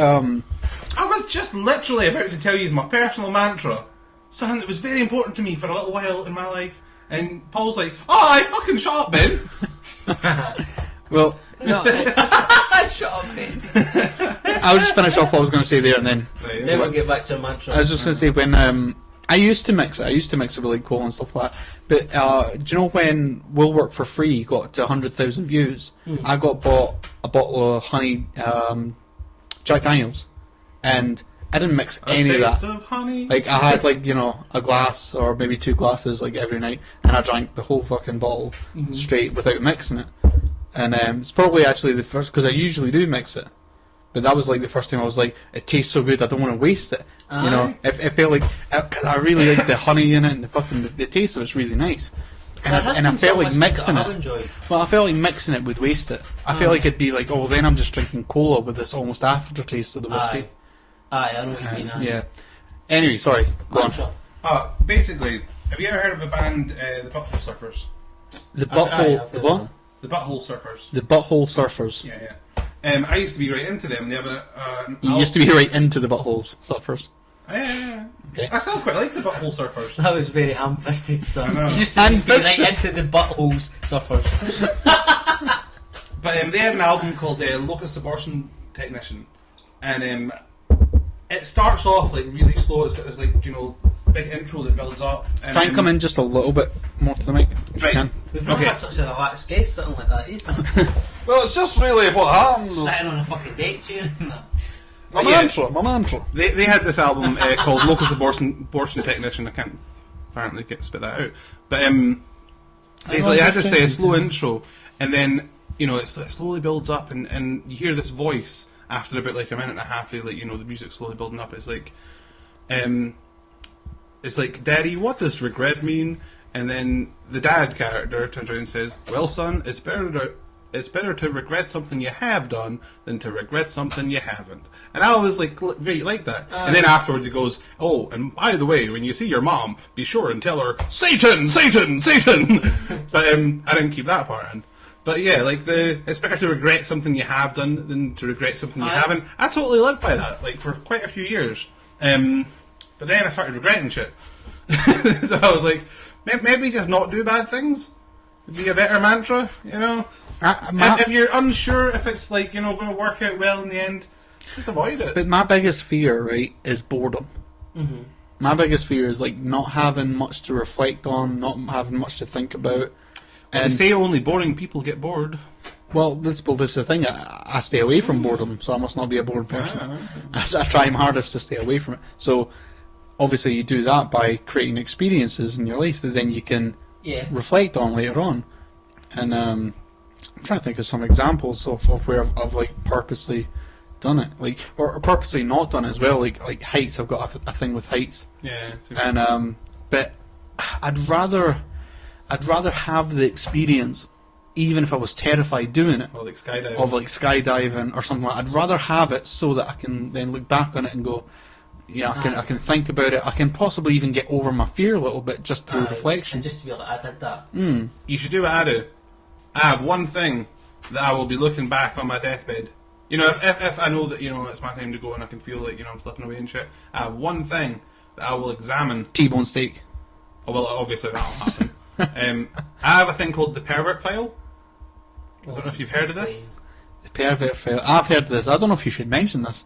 Do people know about That this? sounds bad. It's not bad. It's not like... Sounds bad. It's not naked pictures or anything like that. It's just... Right, let's just throw that out there. It's not naked pictures. Yeah, no. But I know what it is, actually. I don't understand what the reticence is with it. I think it's a perfect idea. When you've got something called the Pervert Files, it does sound a bit bad. That's an ironic name. Right. But people don't know that. I know, and that's... you know. When they go on your computer and they find the pervert file... Right, go on, tell us what it is then. Basically, all I do is I have, like, just, like, pictures. Just a single picture of, like, every girl I've ever slept with. Right. What's creepy about that? Right. It's creepy that they call it the Pervert Files. Yeah, that's just a joke.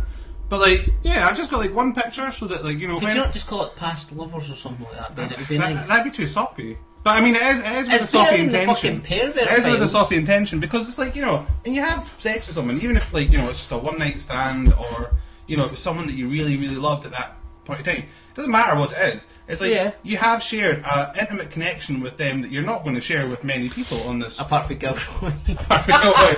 Yeah. But, like, you know, like...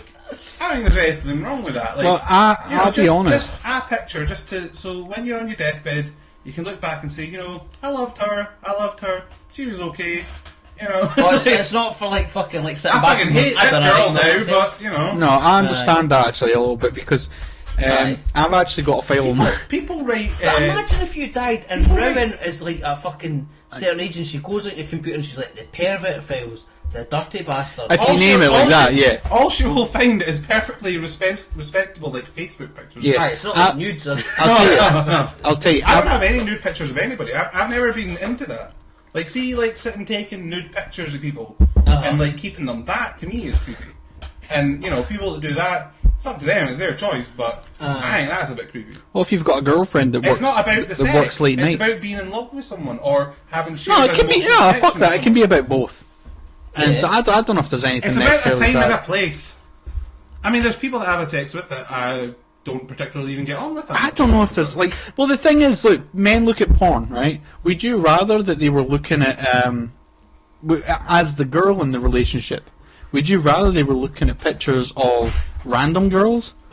Or a picture of their girl? That's almost sweeter. That's almost nice. That I agree with that, Sam. It's right, like, it's like, what was that? What happens in your scenario? You know, let's say you and Hazel, you've made loads of dirty videos, whatever, and that's what you sit and, you know, look at when you want to get your jollies. Say she's like, I'm fucking going to pap that Sam. Would you keep the videos? Because that's creepy. That's what I'm saying is creepy. Well, I think it would be and you get a picture of Hazel. That would be fine. That's what I've done. But then, like, you would maybe have like a mutual thing. Would be like, that's it. What I was going to say though is on your, what was it called, the Pervert file? I'm thinking about changing it to the Sex Files. No, I don't know if that's almost worse. I'm kidding. That was a suggestion made by a friend. But it's kind of like the X Files. Files. Is it the Pervert? Exactly, that's what she said, and I was like, but you could call the X Files like the EX Files. Oh, boom! Ideas. When I published my novel about it, you'll have to give Paul a credit for the good name choice. Yeah, X-Files. No, so see if I wrote poems addressed to each of my former lovers, people would be like, "Oh, that's so sweet." It'd be creepy. It's like, just keeping a picture, I don't care that much. It'd be creepy if you send it to them. That would be creepy. There's always like a one thing that turns it creepy. No, I've got a slightly similar thing. That's like a drunk text, like taken to the nth degree. Have you ever done that? Well, a drunk text is a poem. To an ex. Oh. No, like sent a drunk text to an ex. I very nearly did it one time in Dusk, after I'd just broken up with one of my exes. And I was pissed, and I was like, still had her number on my phone, and I started writing this text. I'm like, what the hell am I doing? This is a terrible, terrible idea. I didn't send it. I don't think I sent that. Do you ever do the thing you look at your phone in the morning and you're like, oh no, what have I done? But then there's nothing, and it's alright. I don't rely on my phone that much, I will be fair. I'm going to get this out just because I've been trying to do it for a couple of times, and I'm wondering, like, I'll look back on this and be like, people will be thinking, what the fuck was I going to say? But I have similar... Was it that invested? They maybe are. Sorry. Honestly, if you start something and then don't finish it, that's one of the most annoying fucking things when listening to a podcast. But like only. Yeah, and he goes off on a big tangent, and then he'll come back, and, and then the budgie in the room, you're like, the fucking budgie! Aye. So just quick, because I started saying, "Oh, I've got a similar thing." Then I was getting cut off. So I've got a similar thing where I've got a folder that's pictures of people that I grew up with. Yeah. Okay. Yeah. So it's a similar kind of thing, you know. Yeah. And I mean, I would just say the people in my folder meant more to me. Yeah, but I mean, you could almost look at that and go, I mean, is that creepy? Is that creepy? Like, you know, but I'm very nostalgic. Yeah. Like, I'm very, like, fucking, I don't know what the proper word is, but, like, I treasure my childhood. I treasure my memories, and I don't want them fucked with. And it's a fucking thing that affected me as well. The flat that we grew up in the Cornton, got knocked down. Like, our childhood home, where all my fucking memories are. And it's like, I think you're kind of more like, oh, the Cornton was a shithole. Glad to be out of it. I mean, yeah, it was, but... And I'm glad to be out of it. But I'm still kind of, you know, a place that you can never go back to. Not that I probably would have. No, but I'm more like fucking, because I always like see when we moved out of that flat, I always had in my head like, oh, I'll go back there one day and I'll be able to see it, and I'll be able to go in my old bedroom and look at the view of the Wallace Monument that I had, and I'll get nostalgic about it. I mean, the best thing about living in the Cornton was that flat. I'm not going to lie. Yeah. So those flats are completely knocked down now. Yeah. So in order for me to reclaim that memory, they'd have to fucking rebuild the flats. That's not going to happen. So, like, it just feels like that's shattered. It's gone. It's erased from existence. My childhood only exists in my memory in that sense. And so I'm like, I'm quite thingy with then I've got like pictures of like, and it maybe is a little bit creepy, but I've went on people's Facebook pages of people that I grew up with, and be like, oh, I want just a picture of him, just so that I know, just so I remember. You hate, or? Some of them, yeah. Oh, even people just like, because it builds a story. It's like you've got the story in your head, and it keeps those memories fresh and everything like that. I had a funny thing a couple of months ago that when I finished high school, like I kind of stopped palling about with a lot of my friends that I was in high school with, like my high school pals. Like I just stopped palling about, like kind of new group of friends. Like everybody kind of went off and done their own thing, and I was kind of with these other folk. Like I went and started hanging about like Anna Smart and like a lot of people. Then I met like Kaisley and you and all that kind of stuff. Like a whole new group of friends that were in no way attached to my high school kind of things. And I hear people talking about like, oh, we used to do this in high school. I'm like, the fuck did I really do in high school? And then a wee while ago, I fucking got in touch with this guy, and we're like chatting away, and he was like, when you've got like your group of friends in school or whatever, like this guy was like your one best friend, and like even though you're in this group, you've got this fucking one guy, right? Mm-hmm. So I'd went round to his flat, and we're fucking chatting away, and fucking hell, see all these memories that came flooding back that I was like, these have went unforgotten. Because when I'm hanging about with like you and Hazel and fucking Kieran and all that kind of stuff, and like Ross and people that I've known since high school, like we like regularly talk about like, do you remember this time, do you remember that time, like, and it's just a thing like I do. But like when I was talking to this guy, I was like, I feel like I've unearthed a whole new section of memory that I never remembered, because he could fucking remember things, and he'd be like, oh, fucking remember this time after school. I was like, shit, fucking remember this time, like things that I'd forgotten about, stored away there in the back of the head, and you had no reason to access them before. But like imagine like if I fucking went back and then like I don't even hang about with people from high school, but like if I'd went back and met somebody that was like my best pal in primary school, like if I'd fucking chatted to him, like what the fuck, do you know what I mean?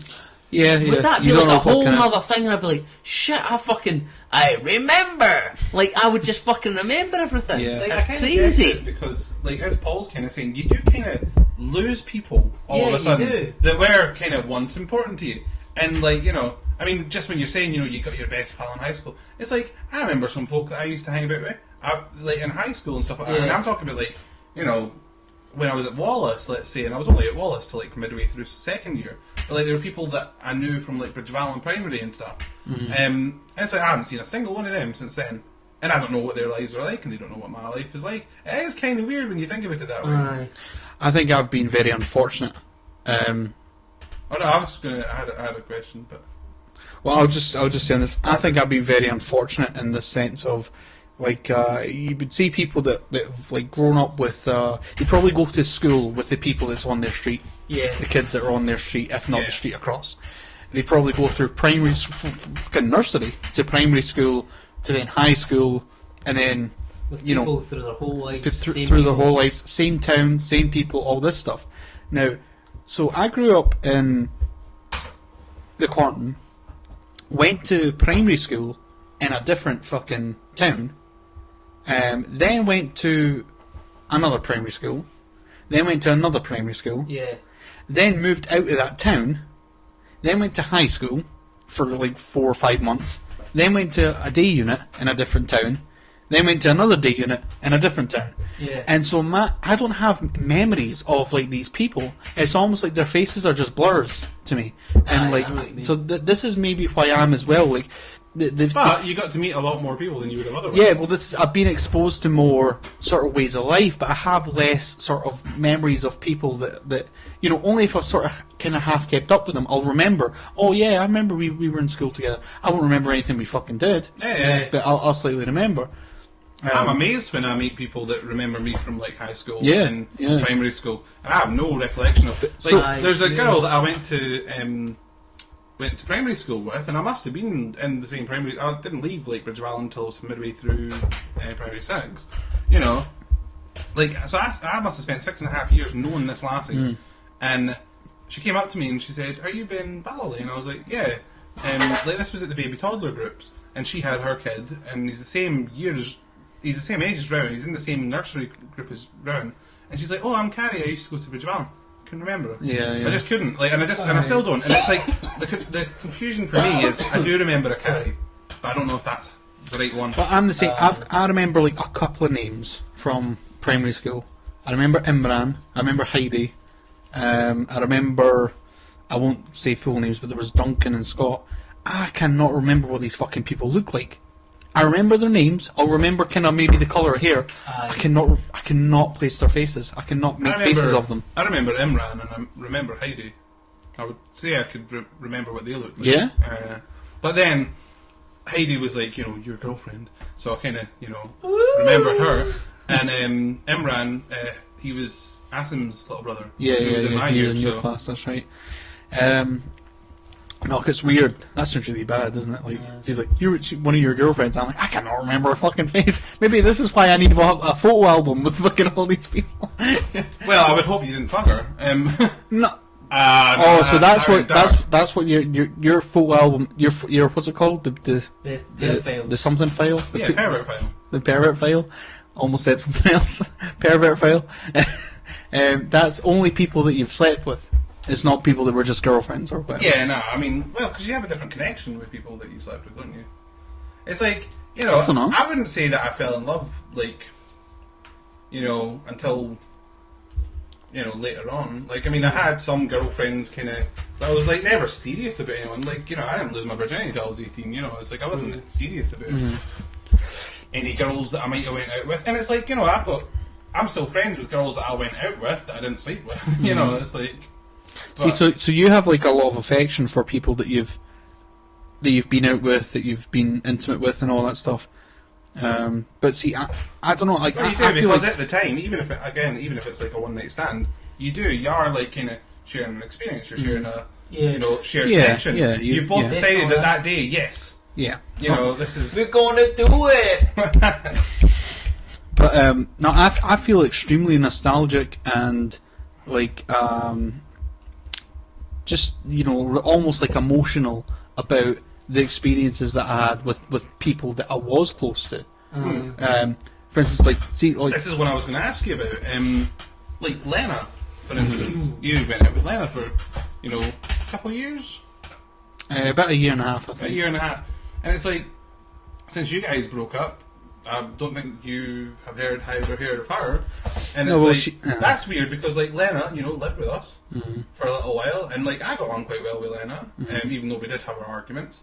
But it's weird that this person who was, like, at one time, Such a big part of your life. Yeah, it's just fucking gone. Yeah, aye, and that's it's weird because I've said this to Hazel many times as well. It's weird. I still sort of look back and think of that time and feel like it felt like she was as much a part of the family as, like, she could have been my sister. yeah. Apart from the fact that we were going out with each other, she Yeah. could have been like my sister. She was like, we were that close and everything. And now it's just like she's kind of gone, and it's just out there in the fucking abyss. Is like, you know, Aye. it almost like that part of my life almost didn't matter, Yeah. and it's kind of weird to think. I mean, about how that. do you think I feel like, you know, me and my ex, 5.5 years we were together, and it's like, I'll never see her again. Not that I'm bothered, but it's just like, you feel like that's such a significant it's part weird. of your It's life. weird how people can just give up, just Yeah. let go of that, you know, Yeah, and almost not really want to even talk to each other, want to even see each other, want to even just say, hey, remember that time we did that? No. Yeah, remember that time we actually liked each other? Yeah. But I don't know. Can we move on to something good? Well, I was promised talk about, like, you know, movies and games, and I was going to bring up what I've been watching recently. Okay, What tell have us. you watching recently, Ben? I've been watching Red vs. Blue. What is that? Do you know Red vs. Blue? I've heard of this. What is this? Red versus Blue? Red vs. Something to do Blue. with Halo or something. It is, yeah. It's a machinima. I know more about the internet than you, Sam. It's a machinima series. Right. A what series? Machinima. Machinima. Oh, I the think I'm red pronouncing it. the red block with the black M.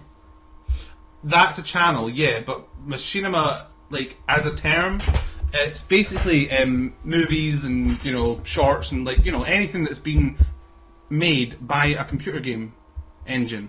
So, Oh, like, right. you know, if you were to, you know, sit and play GTA or something like that, and you were Yeah. to construct it in such a way that it was a movie, you know, you had some voiceovers, yeah. you kind of, you know, directed it all.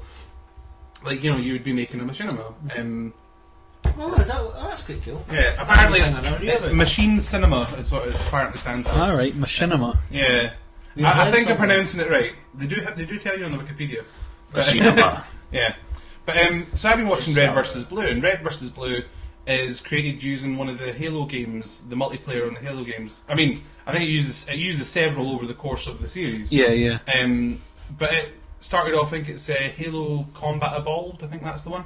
I've never played a Halo game in my life. I have no idea. I understand that the main character is called Master Chief. That's all I know about it. I've never played Halo in my life. I But the played thing Halo about 3. I liked Halo 3. well, the thing I about played the first one. Red vs. Blue is you don't need to know anything about Halo.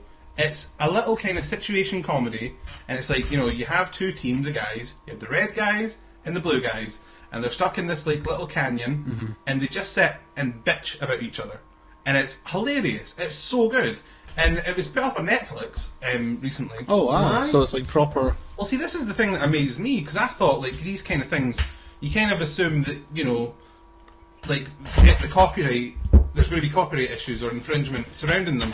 But apparently Bungie, who, you know, make the Halo games, apparently they just granted a free license to them to go and make it. There's a weird and that way thing- they've been able to, like, you know, capitalise on it and make money. Apparently they make $200,000 a year off of Red vs. Blue. There's a weird thing going on just now with YouTube and people uploading video game content, and people are doing a lot of walkthroughs or like just even commentaries over the game. They'll play the game from start to finish and commentate on it, and it's like this argument's coming up, and it's like if we played Grand Theft Auto. Because I actually suggested this to you, Paul, not that long You did, ago. aye, you did. It would be fun because I like the way that Maverick Media were sort of creating all these different type of avenues, you know. And one of them, I was thinking we should do a video game thing where we take retro video games, classic video games, play them from start to finish, but almost do like a podcast over the top of it, where we're not just doing a walkthrough of the game. I mean, a lot of people do that. Yeah. So I was thinking, like, you know, me and possibly Frank as well.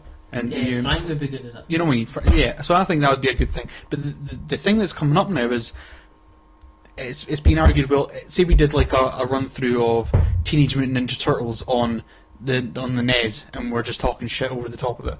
Is that our content or is that Nintendo's content? I mean, the audio surely would be your content, but the visual content would belong to Right. Nintendo. So, but as a package, if we're putting out there saying, because it's not just a podcast, you wouldn't be able to just listen to it. The point I mean, of it I is think there's stuff would be going out. differences in terms of parody laws, but weirdly, I mean, parody laws I think are like quite complex anyway, because Yeah. parody I and don't think satire it- are different, I and don't think satire it would isn't be a covered. problem. Like, it's one thing about, like, if you like download music or whatever and you like fucking burn it onto a CD and put it in your car, like, that's pirating because you're fucking using this for your own use. But if you're doing that for like a video game, it's not like the person watching it is playing the video game or getting any use out of the video game. Yeah. Well, there's a They're lot of the just video looking game. at it. A lot of the video game companies, I think, are just letting people do it. Yeah, Yeah. I don't Probably think for it's a that problem. reason. Aye. Because it's helps not. promote their content. Because it's something that, like, a movie, if you put a fucking Well, do you know movie what? up I on was just YouTube, going to it's a say that. different I thing. wonder if we tried it with movies, what would happen? Aye. Like, if we stuck on a film and did like Mystery Science Theater, where we just spoke over the top of it. well, do you know what? Aye, that would Do be you know much about Mystery Science Theater? I watched. Had a film, Mystery Science Theater 3000. Yeah. By the way, I watched that with you. So that by the was way, fucking funny. download that. That is hilarious. Well, the thing is, do you know that Mystery Science Theater it's still continuing? I think so. Yeah, I'm Yeah. sure I've seen. Do you know what they do? They have a thing now called riff tracks, and you can download the audio and you can play the film yourself. All right, so That you way can do. they circumvent. They don't have to. Like, you don't have to pay a copyright to anybody by posting videos or pay That's pretty good. Yeah, they just post their audio and you can download it, watch it with your film, and that way they can do larger films than the kind of B movies, the kind of public domain movies that they were doing. That's interesting. That's Yeah. such a good way to get around that it. is. You But couldn't do that with a can't video do that game. with video games. You can do it with a video Like game. recently, I watched well, it was like a director's commentary for the film Alien. But it was done by the developer of the new Alien game, Alien Isolation. All right. So it was like the lead developer of that was sitting doing basically a podcast, which was a director's commentary of Alien, because he's like an Alien superfan, and how it relates to the new game and stuff. It's funny how there's so much content out there coming. Like, people are going to start doing more and more of this stuff that you're talking about. So you'd have the Alien film by itself Yeah. that you could watch and enjoy, or you could watch it with a director's commentary, or you could watch it with a parody Mystery Science Theater type take on it. And Or you then can watch it you've with got- a redneck dub. Yeah, and then you've got the fucking There's been films released with redneck dubs, and I thought that was such a clever idea. yeah, that's quite good. I haven't seen any of them. Why but don't they it apply sounds it good. to other films that they don't Yeah. own? I suppose maybe kind of Or that might be difficult if they're taking the actual Footage. the dialogue. Yeah, well, because they'd be infringing upon the script. Surely, I don't know how. It I works. don't know. Oh yeah, I get you. Yeah, if they just put it out even as an audio, it would still be seen as what you've taken as line for line. Yeah, maybe. Unless actually in the script it was like, instead of if there was a line like, "Man, there's a lot of," you put mayonnaise. yeah. I mean, unless I mean, Mayonnaise, a lot of. the way you could get around it is by doing something like What's Up Tiger Lily, or Kung Pao Enter the Fist, where you just dub it with nonsense. There's another version of it as well. I was going to say this was Star Wars. Someone had done a version of Star Wars Episode 4 where the entire film it's Star Wars, but they've replaced almost every scene with the original. What's the word? The original inspiration for the scene. So the first scene is like the Flash Gordon, the text coming up. Oh right, and then they would have like something from like Yojimbo or something like that. Or, What's like, Yojimbo? well, I mean, it's an Akira Kurosawa film. I don't know if that directly influenced Star Wars. That was just an example. No, but because I know the there was- helmets and all that stuff. Perhaps I don't. I said Yojimbo just kind of like that might have been one of films the that, influence. that look like Star Wars made up. to So, do so that. yeah, I mean, be like but doing- they cut in Star Wars footage as well. So it is Yeah, like watching so Star you know Wars, what it but is. they've and even the music they've taken, because that that iconic Star Wars dun, dun, dun, dun, dun, that's taken from something else almost directly. It's like slightly different, but it sounds so fucking similar. Like you listen to it and you go, that is a direct fucking plagiarism. And so anyway, there's that version of it. I don't know how many films you could do that with, but what I'm saying is you get so many different versions of one fucking film.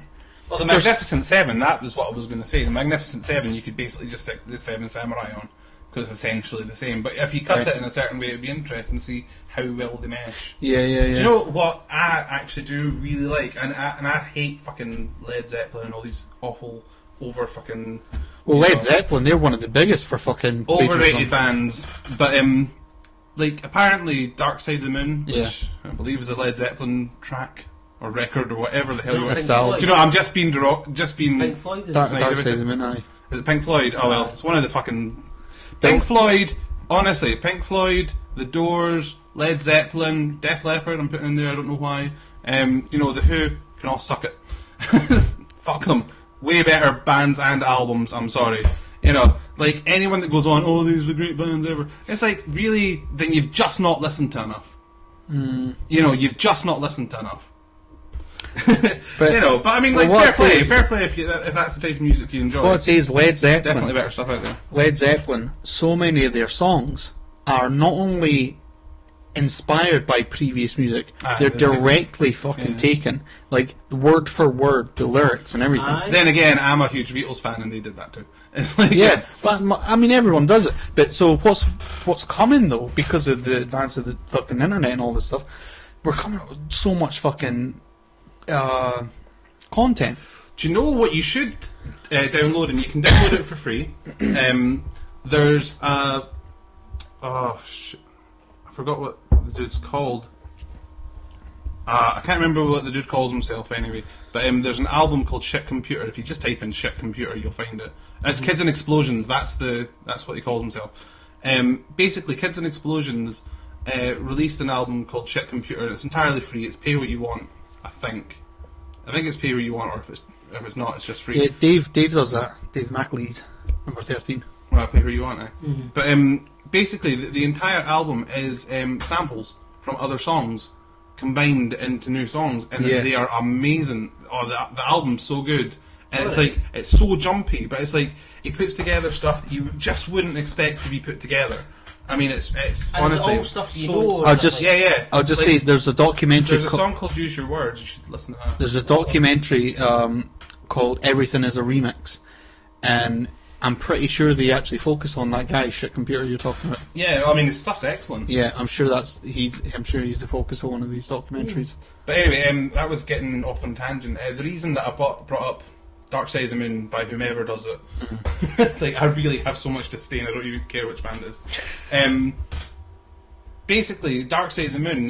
The one cool thing about Dark Side of the Moon is apparently it syncs up, whether it's true or not. The Wizard of Oz. With the Wizard of Oz, and I've seen I don't know how it's supposed to sync up, but I have there is a video on YouTube where apparently they put it together and it apparently does. Now I watched maybe 30 minutes of the thing and I thought I love the Wizard of Oz.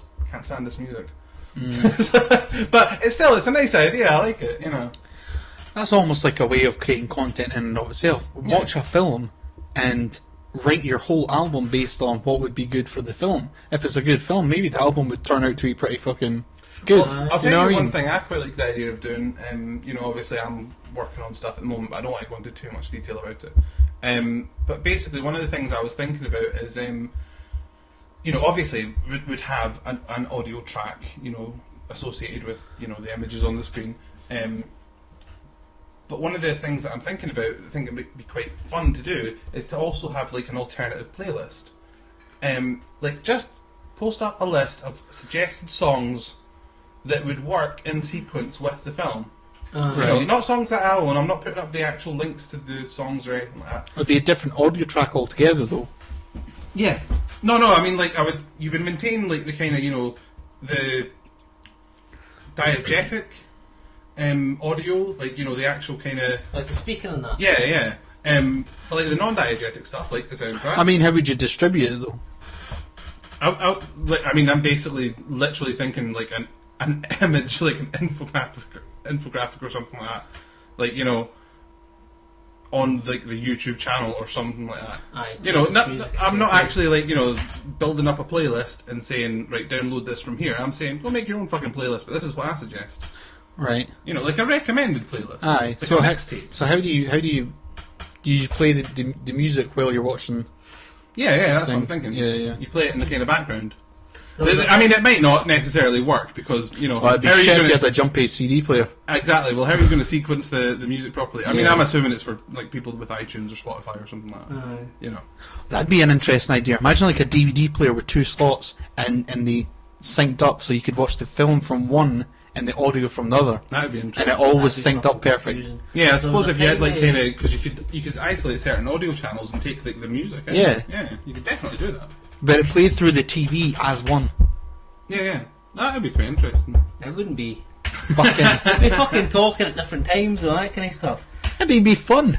There was a time fucking Scarface and the Lion King. I don't know. I don't know what that would be. Probably get annoying after a while. I could not fucking watch that. Be good for downloading those guys though.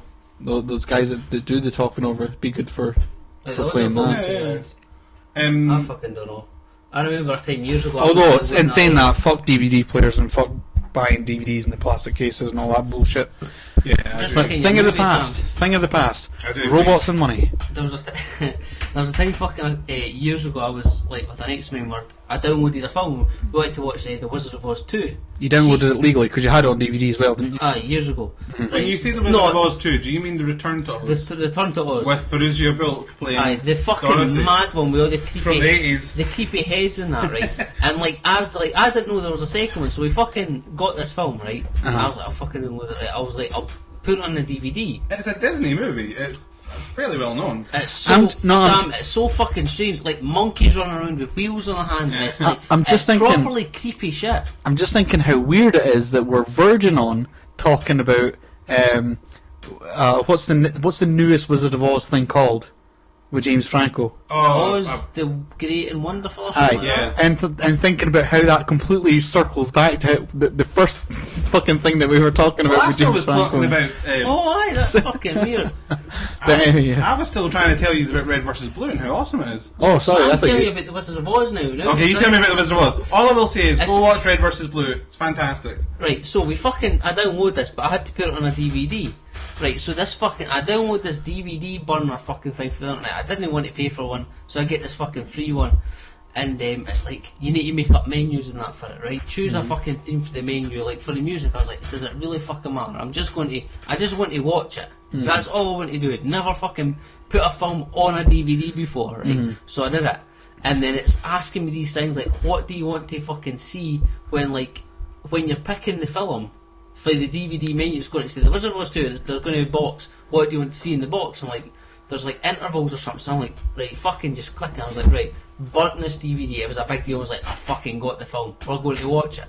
So we fucking go. We watch the film, right? We get all settled in, get the fucking munchies, lying in bed, going to watch this film, right? And then it comes up the menu. I'm like, there's my fucking menu. Play. What fucking happens, right? Bearing in mind, The Return to Oz is a creepy film as it is. With all the weird shit, monkeys running around on wheels, the women with heads in boxes, it's a weird looking film. I have to point out that I don't think they're monkeys, but they do have wheels. They're like monkeys, are they? Are they like monkeys? Oh no, they're clowns, it's monkeys in the first one.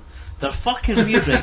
So this film plays, but it plays in stills. So every, imagine the film's playing, but every 5 seconds, or 30 seconds or whatever, there's a new still. So it's shown as a film in 30 seconds intervals of stills, and this weird fucking music is playing like almost like the Magic Roundabout going. That's not how the film's supposed to be. Every 30 seconds there's a new still. And that was because you fucked up with it. And I was like it was creepy as fuck. Like, see if I still had that. To be honest, it's a creepy ass film anyway. Aye. But the fact it was fucking The Wizard of Oz, and I was like, what the fuck's happened? And then I was like, why would you even want this option? If you were burning a DVD, why the fuck would you want? Show me the film in 30-second intervals of stills and play the background music for the menu over it. It's maybe a way of compressing it though. So maybe like you and your pals are having a night where you're all wanking into a bottle and you just want something visual. Clowns. Oh, it's fucking weird. I don't know. It's weird as well. I thought we were going to end up talking about Community. Season 6 is coming out. Yeah. And the film? The last 2 seasons, I know you've not watched it all yet, but the last 2 seasons have been dire. Have you watched The Office, Ben? Yeah, I've watched all of The The Office. American Office? Yeah, Is it not amazing? I do actually like it. I fucking told you, it's brilliant. Again, it's a weird one because the first season is just basically a retread of the UK one, but then when it starts doing its own script, it's brilliant. Aye. Until the last season. See, I still like the last season. See that one where they did. Wait! Spoiler alert! Sorry, it was the one. There was a bit in the. It was like one of Jim's pranks for Dwight when they set up the quest for the Holy Grail. Yeah. And they're fucking running about mad looking for it. And it turns out the guy in the fucking warehouse is just using it to dip his donuts in at the end. I just think it's brilliant. It is clever. It is the good. thing. This is a spoiler alert. The thing that I love about it towards the end, you've got. Jim and Dwight are like the equivalent of Gareth and Jim, right? The wrong way around. Yeah. But at the end, it's like the two of them have got this respect for each other, and they're like they've got each other's backs, and they're proper friends, and it's so it's this kind of, it's not a bittersweet thing, but it's warm, and they know that they've got this unspoken respect for each other, and they love each other, and Jim's Dwight's best man in that at the wedding. They need each other. And Oh, dude, that's a fucking spoiler alert right there. You don't know who he's getting married to, and all that kind of stuff, right? but it's I don't fucking, care, it's man. just brilliant. Like it's so, Yeah. like I was so sad. I've been watching it and I just finished watching season 9, and I was like, oh my god. I know what you mean. You just feel I'll like tell you you. grow with them and that. I love it. yeah. I tell you, growing with characters and things like that, I hadn't had that experience for a long time until watching Community. And you're right that it dies down towards like the end of the seasons. But the first, second, and third, and possibly even a little bit the fourth, but mainly the first, second, and third seasons of Community are fucking brilliant. Like, Yeah, no, they are They're good. really, really good. And you're right, it does kind of die off at death. They change directors, writers, or something like Well, just to bring it back, Red versus Blue. that. Right. Red versus Blue is like we're talking about, like, you know, growing with characters and stuff like that. It starts off, it's not that kind of program. It starts off and it's like for the first 5 seasons, and that's a lot. Hell, 5 seasons. Oh no, they're on their 10th season. I don't know how they're squeezing this out. I need to watch this now and actually see. The thing is, there's like 19 episodes a season, and each episode's 5 minutes. So a Oh, season is yeah, roughly 2 hours worth of content. Right, okay. Yeah. But I mean, it's worth watching. But the first 5 seasons, the Blood Gulch Chronicles is what they're called. They're basically, it's just like there isn't an overarching story. I mean, there is stuff that happens and there is continuing stuff, but it's just not like, you know, nothing big's going on. Yeah. And then, like, from season 6, they just decide, do you know what, we're going to make this into a fucking ginormous epic story where everything, all the inconsequential bullshit that happened in the first 5 seasons matters, and it's going to be brought back, and we're going to explain things to you, and like, I'm like midway through like season 9, because, as I say, I didn't watch it at all until it went up onto Netflix. Netflix put the first 5 seasons on, and I just switched over to YouTube and started watching the rest there, because it's all on YouTube. Yeah. And it's like, the first 5 seasons are so bizarre, because it's just like, you know, you got your team of red guys, you got your team of blue guys, and they just sit and bitch and moan, and it's all a bit, like, stupid. And, like, the animation quality is, you know, Well, it's just not a video great. game, isn't Yeah, it? yeah. But I mean, this is like, keep in mind, this is a video game from like 2002 or 2001. So did they actually it's start older. off with like Halo 1? Well, they start off with Halo Combat Evolved. I'm not sure Oh, right. what iteration that is, but I think it must be, because then they kind of, I think it's about season 5, season 4. Then they move into Halo 2. I know. Gregor's going to be like screaming at us right now. Like, I mentioned the Xbox One last week, and we were talking about Halo, and he was like, "Halo's not on the fucking Xbox One." But they move on to like Halo 2, like, as I think it's like, you know, about season 4 or season 5. They move on to Halo 2, and then they eventually move up to Halo 3, and then I think that the newer stuff's from Halo 4. So like, as the show progresses, the animation quality gets better.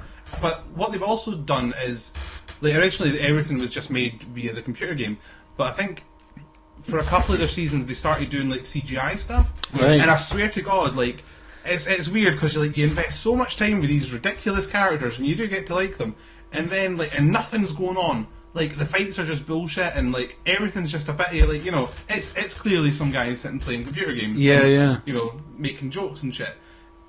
And then when it gets to like season 6 and 7 and 8, like, when they actually decide, you know what, we're going to have a fucking proper story here, and we're going to, like, you know, spend some money on this and have CGI, they're having all these epic fight scenes, and it's like, I mean, it's so weird, Because like, you feel like you've grown with the whole project. yeah, but I mean, even like the actual story, it's like, it's got this weird kind of split personality, because they still do the kind of bullshit where you're just standing about, like, you know, talking nonsense and slagging each other off kind of thing, whilst at the same time having all this epic shit going on. It's really bizarre, No, but it it's sounds totally watchable. It's Sounds really good. good. I think that may be my next thing, Ben. After Oh. I've just finished off this, that'll be my next thing. Definitely, I think you I'll like look it. at it. And What do you was know the what I other would thing liken you- it to, in terms of its sense of humour? When, like, honestly, do watch it. Its sense of humour is, honestly, it just so reminds me of, like, Clerks. Specifically Randall from Clerks. It's totally that type of sense of humour. And Do you know, it's weird, like, 'cause as you're describing it, and I'm thinking of the Halo guys, for some reason I'm just picturing, like, you know, Boba Fett from Robot Chicken, Star Aye, Wars. aye. Yeah, I can't remember the Robot Chicken Oh, Star Wars the- episodes. The fucking Boba Fett did, and he's like, "Hey, alright, I'm Boba Fett," and he's like, total big bullshitter, like, Yeah. and he's I awesome. mean, that's the thing. Each That's of what the I'm thinking characters of. in it have, like, you know, their thing. Like, you know, there's. I mean, this is so ridiculous because it has been out for years and years, and I'm only just coming to it. So I'm like properly all excited, like, oh, this is so amazing. Yeah, but yeah. obviously there's thousands, like millions of people that know about this, and this is old fucking news. But like each No, it's of the good though. I mean, characters, I didn't know about it. I wasn't aware of it. Yeah, I mean, all the characters are so well defined, but like they've each got their kind of own distinct, like comedic traits. It's good. I'd watch it. I watched it. The other program I recommended, because Paul has just finished watching all of The Office, and we are sort of watching Community together. Modern Family was the other one. I was going to say. I seen the Indian episode last night. Yeah. Oh, the writing on Modern Family is just unreal. I mean, it's just so good. Yeah, it's so sharp. Yeah, it's the fucking dad. The dad and the main Phil. Yeah, Ty Burrell. He's awesome. He's fucking really good. Like, he fucking cracks. But they're all good, and like, it's got. Did you ever watch Married with Children? No. See, it's got Ed O'Neill, who played Al Bundy. As Jay Pritchard. Yeah. And like, I love that guy anyway. I just think he's awesome. But it's like you forget how good he is. Because it's like Married with Children hasn't been on for years, and I don't know what he did in the interim. But then he did Modern Family, and you're like, holy shit, this guy's actually amazing. He was in a few films as well. He was in Wayne's World. Oh yeah. I remember he was in this film. Maybe you can. He's like the guy that's that like milk bar they go to. They go to like some kind of diner. Oh, the diner. Yeah. He's like the bartender. I just always want to. Maybe you can hit me with this, right? He was in a film that I remember watching. It was one of these things where I watched it when like. Teenager kid just flicking through the channels. End up watching this film, and it was him, and he's like a kid's stepdad, and it's like Christmas, and then he's like trying to get the kid from this boarding school or something back home, and it's like this big bonding experience. Do you have any idea what that is? I've got a vague idea, but I don't know what it is. Like, I've got a vague recollection. No, but it's weird. Do you know when you Christmas film? It's weird, like, and it's so silly now because I'm having to ask you. When I could probably fucking IMDb it and I'll find it. But it's weird that like you have those films like when you're younger that you're like, what the fuck was that? Yeah. And a film I actually remember as well, just while we're on films, Kickboxing Academy. I knew you were going to say that. I was literally about to say Kickboxing Academy. Kickboxing Academy is the worst fucking film I've ever seen in my life. So go download the shit out of it for free. Fuck those guys. They don't deserve a penny for having made it. Fucking download it and watch it if you really want to see a bad fucking film. Kickboxing Academy. I don't want to ruin the ending for you, but you will not be fucking disappointed. It is surreal if you're into that fucking crazy shit. Oh, it's Kickboxing Academy. There's no kickboxing in it. I'm giving too much away. Is there not? Kickboxing Academy about a fucking karate class and a rival karate class. Like, you've no idea how bad this fucking film is, right? But anyway, okay, I'll leave it there. There are rivals. There are rivals. Yeah. So we've got 2 minutes to go. I think we'll just end it. Tie it up. Have you got anything else? Any shout-outs, Ben? Shout out to H. Bizzle in the Shizzle. Any TV shows you'd recommend, without going into detail, just recommend off the bat, TV shows or films or anything like that you think people should watch? Orphan Black. It's awesome.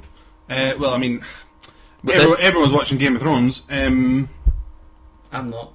I haven't seen it yet. Justified. It's really good.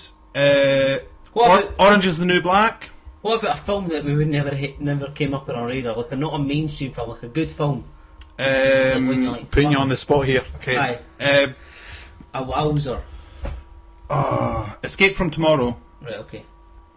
I'll tell you. And Beyond the Black Rainbow looks awfully good as well. And if you've not seen it, Only God Forgives. Not seen any though. No, sound good though. Based on the titles of the names. A Lonely Cow Weeps at Dawn. I watched that on Saturday. A Lonely Cow Weeps at Dawn, and the two people I watched it with were not impressed in the slightest. Alright.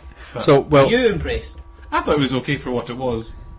I'm going to say as well, I was hoping we were, like, not through anyone's fault, but I was hoping we were going to like talk about films and TV shows and comic books. We ended up not doing that and talking about fucking sex and fucking ejaculate, disgusting shit and whatever. But that's the nature of this podcast. It can kind of go anywhere. So if you want to come back on one time, we'll have a bit more structure next time. Well, no. Fuck the structure. Fuck the structure. But let's talk at least about one film other than Kim Jong Un's starring role. No, but we'll have you back on as well, and I'll talk about films and stuff like that. I think we need all the guests back on. Yeah, it feels like there's so much more we can go. We are going to have Lex Lethal back on as well at some point. As well, and Lilyhammer. Lilyhammer. That's another TV show to watch set in Norway. There you go. Is that about... No, Paul, that says we're done. That we're out of time. You're cut off. So, what's the catchphrase? Thanks for everyone. Thanks for everyone. Bye. Golden brown.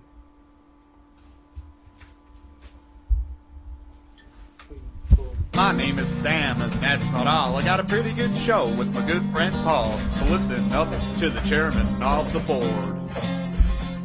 I talk to him and he talks to me. We talk a lot of shit, but you get it for free. So don't complain, these gadgets cost a lot. So now we're at the end of the song, and everybody knows what's going on. So here we have the chairman of the... Yes, we have the chairman of the board. Because we're bored. Howdy. Because we're bored, because we're here. It's Wednesday night, 9 o'clock. Which means we're missing Big Brother. That's exactly what it means. Oh, fucking hell. And You're 24. Wednesday. Like, think of the things that I'm sacrificing to come here. 2 things, Ben. 2 things You need 3 or 5. for the hat trick. 5. Well, that's not even a baker's dozen. So welcome to the Chairman of the Board podcast. Sam Vallely.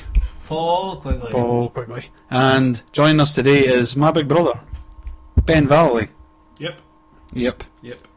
We have no idea what we're going to talk about. We've not really planned anything. I suspect we'll talk about films, TV shows, video games. So you're in for a laid-back podcast this week. Because usually it's conspiracy theories, Nazis. I don't know what's the other one. North Korea. I actually had some North Korea news as well. But I like the North Korea stuff. I think it's fun though. Can we talk a wee bit about the film? I was going to bring that up as well. See, this actually ties in. Oh, this ties in. Seth Rogen. Yeah. Okay, I can talk about the film. I specifically said to Sam before we came on, I was like, can we just leave out the politics and the theology for like one episode? whilst I'm here, let's talk about stuff that I like, you know. Well, it ties in North Korea and films. So for people I think that... it's fucking apeshit. It's brilliant. Well, so just to explain, do anyone want to explain it for people that have no idea what we're talking about? Come on, Paul. I'll go. Right. This is like an fetish point for me. Right, so Seth Rogen, who's the other guy? James Franco. James Franco. They've made a film about it's called the Dictator or it's called Interview. No, the Dictator was the that was one with Borat. Borat, yeah. So they've made this film called because that's his name. Well, they've made this film called the Interview, and basically it's about 2 journalists who their job is to go to North Korea and kill Kim Jong Un. Now, the fucking thing that's brilliant about this is when I first seen it, I was like, they're going to make it like they don't go to like it's some fucking made up country and it's some made up dictator, but it resembles it. Keep like imagine if it was, but no, it's fucking Kim Jong Un. Aye, it's fucking really North Korea, and they're really going to do it. And he's pissed off about it, and he's like, we're going to if they release this film, we're going to declare war on America. Yeah. Or he's threatening to. And do you know what it is as well? I think it's North Korea is notorious for putting out propaganda films. Yeah. And I think that they think all other countries are like that. So I think that they think that the government's somehow involved in this, and it's a propaganda film to make North Korea look bad. But it's not. It's like fucking... They make themselves look bad. See with all that Vice stuff as well. Yeah. The film's apparently based off of like the Vice stuff. Like, oh, right. I can see how that prompted it. So I don't know if you're aware of any of that stuff. Vice. No. Vice is like this documentary team, I guess. It's like this network, and it's all these people. It's all independent people, and they go out and they film. They actually, do you remember that wrestler, the British wrestler? It was called, and it was a documentary before the BBC one on ICW. Oh yeah, the one I did see that one. Yeah, so that was Vice. Right, when you said Vice, I'm thinking I've got the logo in. Yeah. Right, I didn't realise, I didn't know a lot about it. Yeah. Okay. So that's them, and what they've done is they've done lots of stuff on North Korea, and the sort of main guy behind Vice, he's been to North Korea. Like Ben, eh? Shane Smith. Yeah, I guess so. Yeah. What? Shane Smith, the guy. Did he create Vice? I think he did. I don't know. He's just always the guy that I see on it. Yeah. But then I've only watched North Korea ones on it, and one about I'm sure he's like the main guy, but they've got some sort of network. I don't really understand the ins and outs of it, but I think that you could basically go off and make your own documentary and submit it to Vice. Oh, I think that's the way that they kind of do it. aye. But Shane Smith's the kind of main guy, and it's usually him that goes out on all these things, and he'll like, you know, go into the Middle East and things like that. But he goes to North Korea. He's been to North Korea a few times, and that have been cropped and photoshopped, you know, to serve as propaganda to us. It's not like, you know, it's just their game. I want some examples. There's an article in Cracked, go to Cracked, and there's a list of like famous pictures, and I can't even like remember, like, you know, I can't remember specific examples, but you know, I think it's fair to say that it does happen, you know, here and over there, you know. I know it's Crack's actually got. I think it's Cracked has a podcast now. They've launched. Aye. Yeah, they do a lot of the audio stuff. Don't advertise them, Sam. We're trying to win here. Crack's really good. Crack's one of my favourite sites on the internet. Aye. Yeah, you find out some like quite interesting stuff through Cracked. Just like a collection of random kind of articles and that. Yeah, it's all like, you know, top 5 this, top 10 that, you know, 5 things you didn't know about such and such, you know, what I learned being like, you know, a prisoner of war or some stuff like that, you know. It's good though, it's entertaining. You were looking at that one that was like pictures from behind the scenes of movies and had all the Star Wars ones and stuff. Was that on Cracked? Was it? I don't know. It was something like Maybe, that. yeah. Though. It was like cool. it was like the top 20 pictures that will make you that will ruin your childhood or something like that. Oh yeah, that'll probably be Cracked. Yeah, and it's weird. Some of them are like it's just on set pictures of films. Yeah. So like some of them's like Star Wars, where you've got like Carrie Fisher and Chewbacca, and he's like grabbing her tit and everything, and it's like. Yeah, it kind of ruins it a little bit, doesn't it? Who knew Peter Mayhew, you know? Or Herbert Groper. Or the guy, Frank Oz, did the voice of Yoda, but he obviously did all the Muppets. Yeah. So there's a picture of Luke in Dagobah with like fucking Kermit and Miss Piggy, and it just total breaks down the barrier, you know, like of fantasy. But anyway, going back to, just because we'll try and stay on track with that. So this Seth Rogen film, what do you think of it in terms of like, forget the political stuff? Is it just as a film? What do you think? I've not seen the film. I've seen but the trailer. From the trailer. The trailer. I mean, the trailer looks good enough. See, I enjoy Seth Rogen. I enjoy James Franco. I was surprised to hear your description of it, though. I didn't know the plot. I assumed that they were playing themselves, like they did in, you know, This Is the End. That's kind of what I thought was going on. I thought it was, you know, James Franco, famous actor. You know, Seth Rogen, famous actor. Let's go off to North Korea. Oh, but now we're, you know, going to secretly kill Kim Jong-un. Filmed Dennis Rodman going over. And Dennis Rodman thought he was going to the South Korea. Like, he thought he was going to Korea with Gangnam Style and all that. And he shows up in fucking North Korea, and they want to have this national basketball team, and he ends up like, this Dennis Rodman ends up becoming good friends with Kim Jong-un. As you would. And it's just a bit fucking mental. But that aside, they've been to North Korea loads of times, and I think that is what sparked. Just they're exposing it and stuff like that. I think that's what sparked Seth Rogen and James Franco to do this film. Well, I mean, not necessarily. I mean, it's not like North Korea's not been in the news quite prominently in the last, 2 years. But I feel like Vice has properly exposed it. Do you know what I mean? Yeah. They went in and gave you like a kind of idea of how fucking weird it is and how tight they are about things and all that kind of stuff. Aye, well that's the thing, like, no one's allowed to film inside North Korea. So up until Vice had done it, there was almost no film from North Korea. If you go over there and you get caught filming where you shouldn't film or taking pictures of what you shouldn't take a picture of, they'll fucking arrest it and arrest you as well and put you in fucking political prison. I mean, they have been in the news for other things as well, though. Like, I don't know if you would have seen this one. They basically took a picture of all their naval, like submarine, well not submarines, but their boats, their big naval ships and all this stuff, and sent it to the press and all that stuff, and was like, we are ready to go to war and all this stuff. No, the fucking analytics, whatever you pronounce it, analytics, analysis people, they like. Yeah, those bloody analytics. Whatever is he called? Analyst. An analyst. An analyst. Not an analyst. But what's plural? What's plural? Analysts. Analysts. Analytics is the... No, I know what analytics is, but that's why it wasn't sounding right. So, yeah, the plural version of the observers, anyway. Tell us about the observers. They looked at these pictures of all these ships and, sort of realised, they took it apart and they were like, no, wait, this boat here is the exact same boat as this one up here. They've photoshopped it to make it look like they've got this big massive fucking naval base.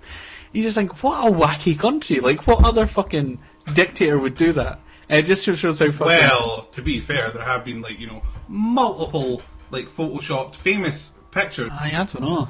The thing about it is, though, it's I do enjoy Seth Rogen films, and I do enjoy, James Franco films. That whole kind of Judd Apatow set. Yeah. Those kind of guys, I'm right into their kind of stuff.